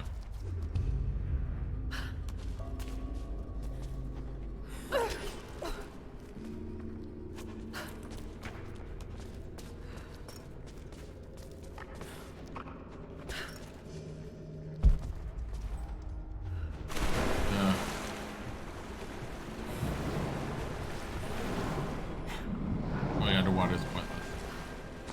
Crypts are so much easier than the challenge tombs. Like I'm kind of have a weird, I don't know if I like them or not. It's just go in, grab a piece of something. It's super easy. Maybe that's Lara's special power. Maybe she makes people into crazy assholes. Part 3 of 4. We're never gonna use this bow.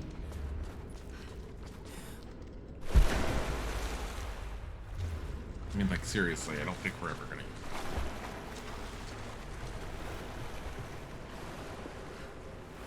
Get up. She's like, no, I can't climb that. It's difficult. But I'll do it here. But only, oh my god. She just, like, teleported up there.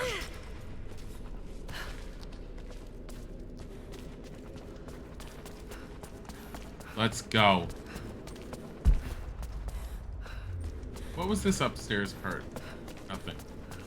Just wind coming from somewhere. We're going to Google Lara's 5'6" while Sophia's 5'8". Lara's 5'6". I don't feel, I mean, I guess her being that small kind of makes sense for her being able to fit into places, but I don't, why 5'6"? It's just such a weird number for her. I don't know. I figured she'd be a bit taller than that. 5'6" works, I guess. 5'6" is probably relatively average, though.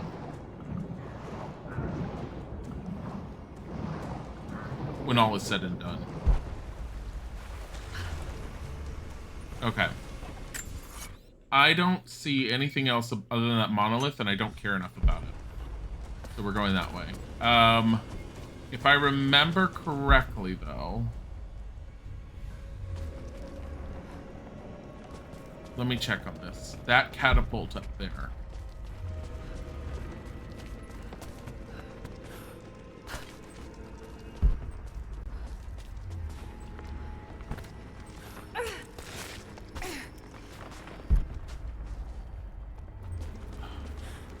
Maybe it's just a challenge thing, because it's not saying to do it.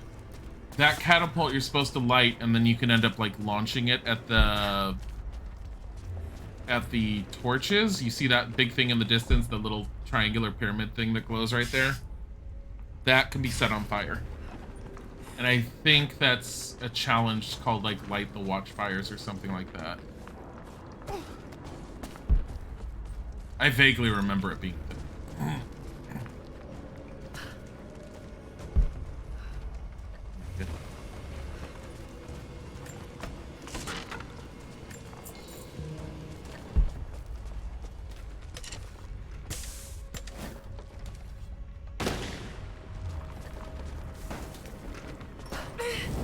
Shut up and get it. No. Like, too much. Signal bells. I should take these out. What signal bells? That? Up there?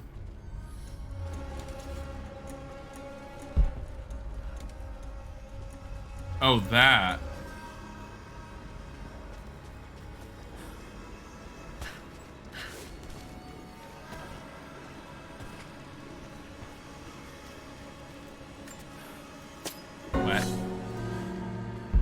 I like how she was, like, trying to hide. Oh, look, there's one down there. There's two. Kill him.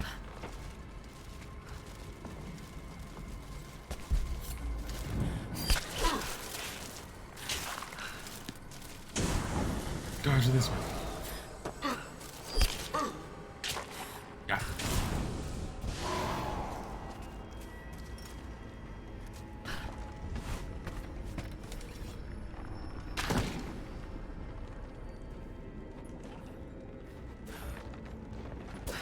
Go in there. Random relic. Super soldiers. Woman's Seriously. necklace, made of Baltic amber. It's pretty. Incredible craftsmanship. It must have belonged to a noblewoman. So pretty. I like that impression right there. Like they pressed something into it to get the shape like that. That's kind of cool.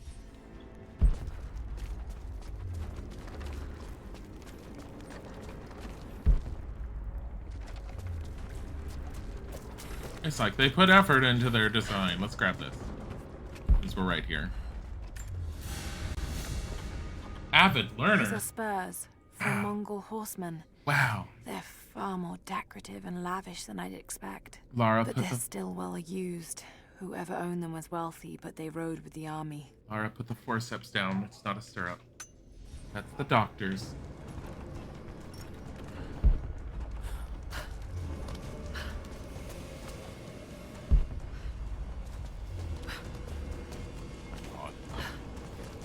It's not like, but, I need to. Did I just see someone over there? Oh my god, come on.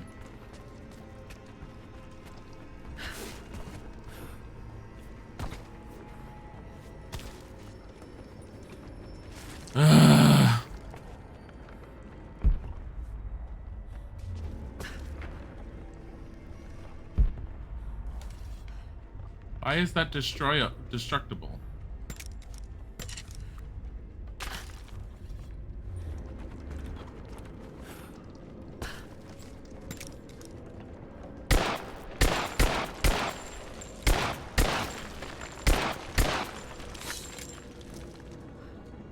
Vandal.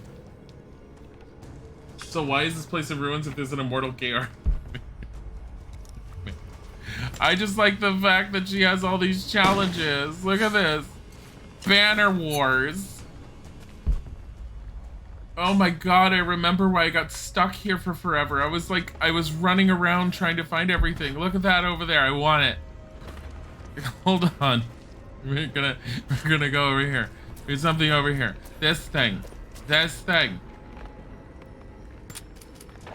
How do I use explosives? Wait, what's an oh yeah.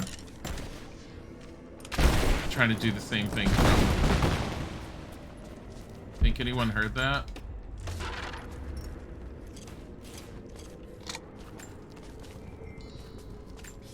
Oh. I have made myself a refuge in this frozen hell, in the base of a crumbling tower. I have laid away food and weapons enough to defend myself. But I am the last survivor. By day, I watch the deathless army, learn the paths they take. Zano. They follow the same patterns day in and day out, like men trapped in a dream. They are fierce, but they are hollow. Whatever made them men is long gone, replaced instead by a soul of cold iron. Hi, Zano. I must be careful, but I must know more about them. Hi, Cherubeth. If this is what the Source can do in the hands of a heretic, think of what it could do in the hands of the righteous. We're only going for a bit longer. Anyways, we stop at about 4:30 my time, usually. We now translate Mongolian too. Uh-oh. Excuse me. Yeah, we don't need that. Alright. Yeah, and lighting those pyres is something else too. Like, I don't have the time to do all... I don't want to do all of it because you can get super lost in doing all of it. And I remember I did do it all. Oh my god. God is testing me. I've scavenged weapons and tools enough to survive. The Khan once demanded I learn to draw a bow and fight like one of his soldiers, and I am grateful for that. He gave me his own arrows, made for punching holes in armor, The ice around me provides all I need to drink, but it runs red with blood. The Prophet's army now patrols the dead city. These are not the soldiers who first met us at the city gates. They've been changed somehow. Among them, I can see a man that I myself killed in the battle. The old legends say that those who looked upon the divine source relinquished their very souls to it, attaining immortality. If this is true, I will surely perish here, buried with the secret I was sent to find. Beautiful.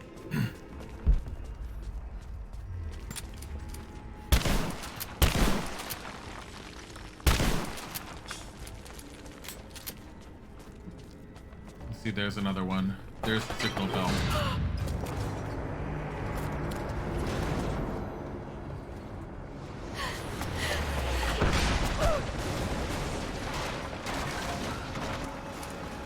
Shit!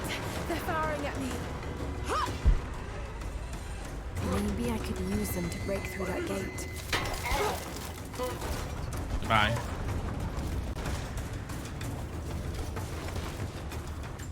I need to look at this. There's a piece of flint in the pouch. It's a striker to start a fire. Each Mongol soldier had to be self-sufficient. She's fine.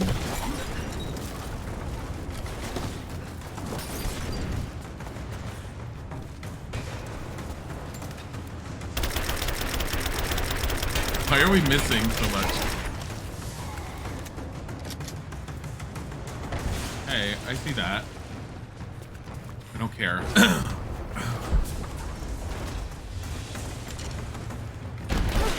Yep.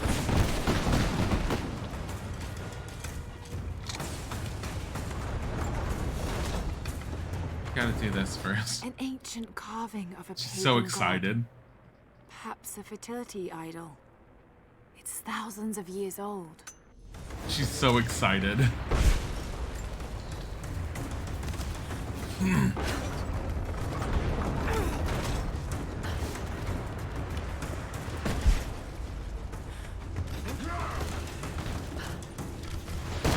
I'm sorry, where is that? Oh, shit.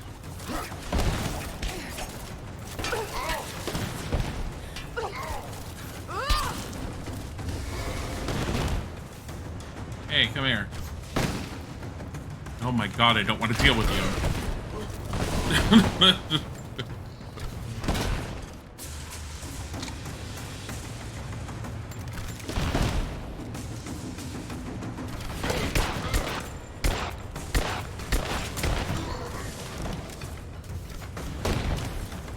That rope. There. I don't remember if this always happens or if there... Oh, hey, a bell just break down. Let's not worry about the bell. Let's not worry about the bell. Okay. We're worrying about the bell. I mean, we're already here.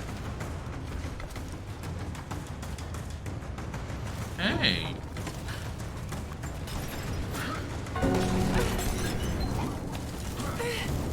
I'm sorry. Are you doing what?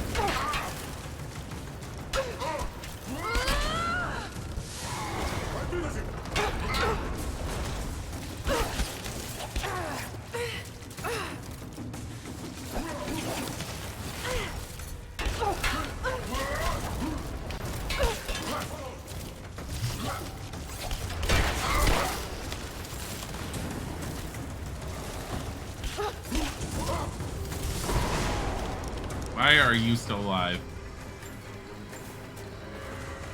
Hey. Unsafe to use that. I just want to get back up. Wait a minute.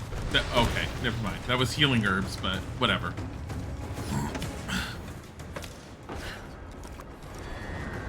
We're just going this way because we're trying to get up.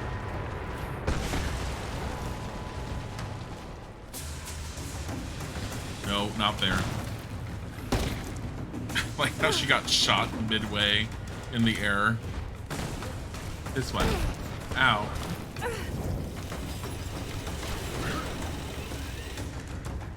That was not what I wanted it to be.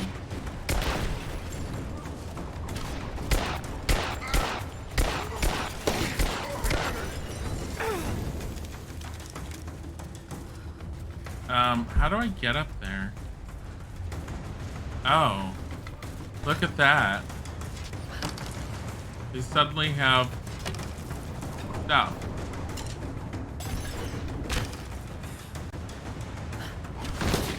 Oh my god.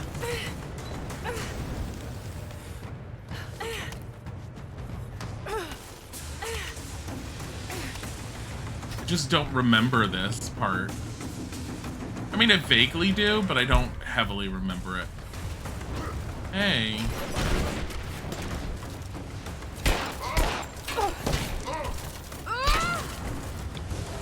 I'm gonna just murder you.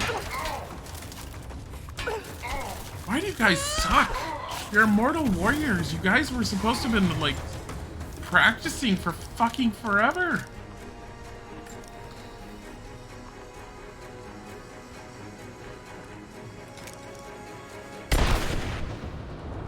That did nothing. Lara, what are you doing?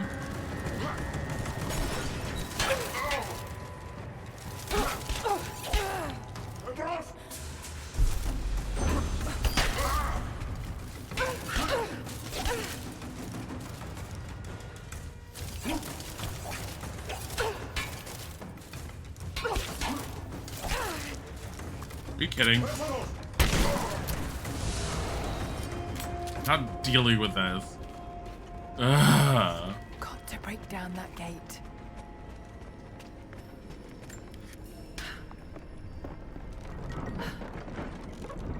Let's reposition this.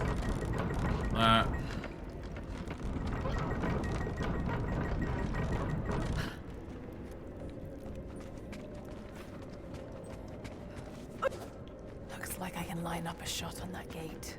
How? How does she shoot this? How does she shoot any of this? What is she doing?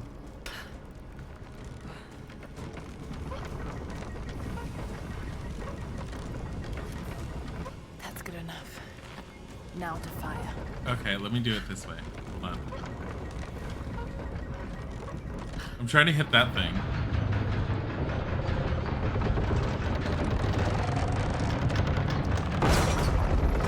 Let's go get it.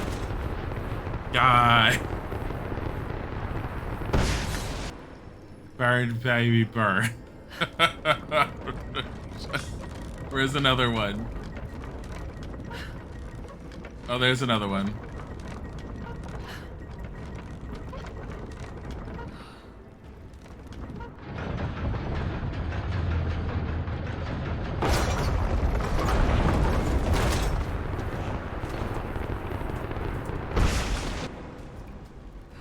Imagine them practicing and one kills the other. Shit, now you gotta wait for them to respawn. Maybe that's why they're so rusty. They've been not fighting different enemies. Keep doing the same strategy over and over. I don't want to aim at the gate. I wanted to light the signal fires. I'm lighting the fires of Gondor, okay? Oh, look, there's 3 of them right here. We could get this challenge done so easily. Oh, shit. We didn't do it right. Oh, man, I missed. Don't worry, we'll do it again. Oh, shit. We have so much of this going on.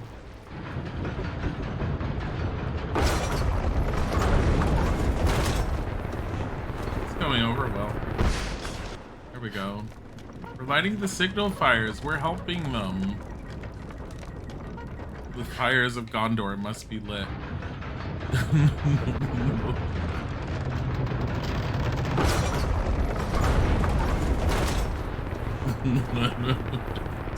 There's one more over there. I see it. Don't worry, we get it. Right over there. I'm very upset it can't go all the way.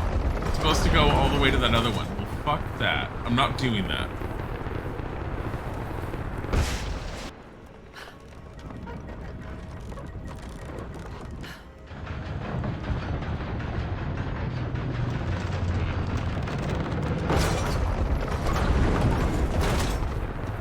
options. There we go.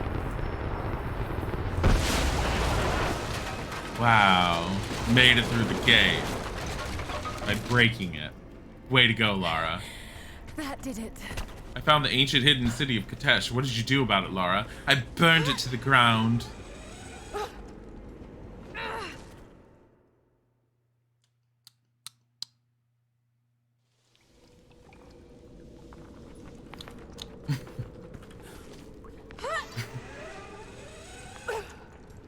Trying to get her to land on that rope.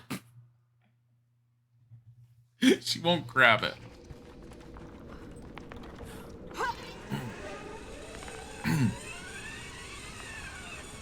Then I woke up.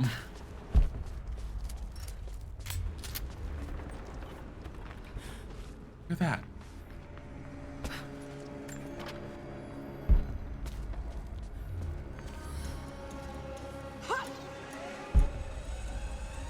More bad guys there.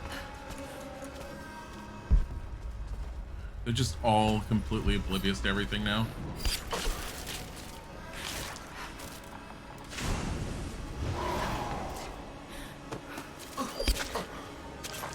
Mortal Warriors, my ass.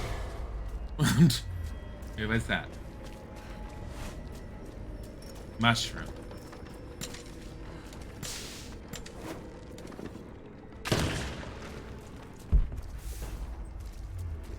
Do I need this? Can't get it. We're at full. We're at full. Hey, blacksmith, money. Hey, metal. Don't need it. Hey, wood. Don't need it. Hey guys, just gonna walk through your gate, okay? Goodbye. Just Lara just walks on through the gate. Oh, I vaguely remember this part. Vaguely. There's been some structural damage. I'm certain it's toll. Most of the city is still standing. That was not an immortal person.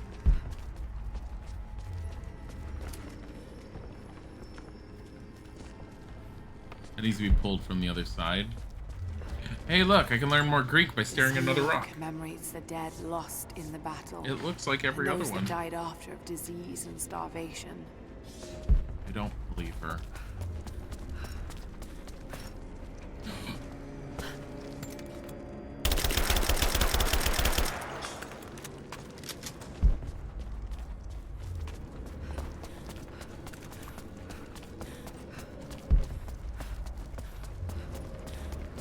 How did she not? I don't know.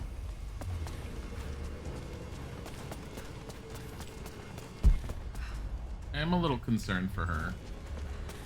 Like, the fact that she has to go through there at some point. I don't see an easy way to do that. What is that? Got rope on it, but you can't even grab it. Ugh. Game has taught me things that I can't use for a change.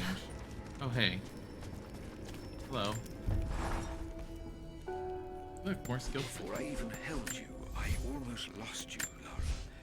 Yet you fought back, determined to live, breathe, ball your tiny fists and scream the hospital down.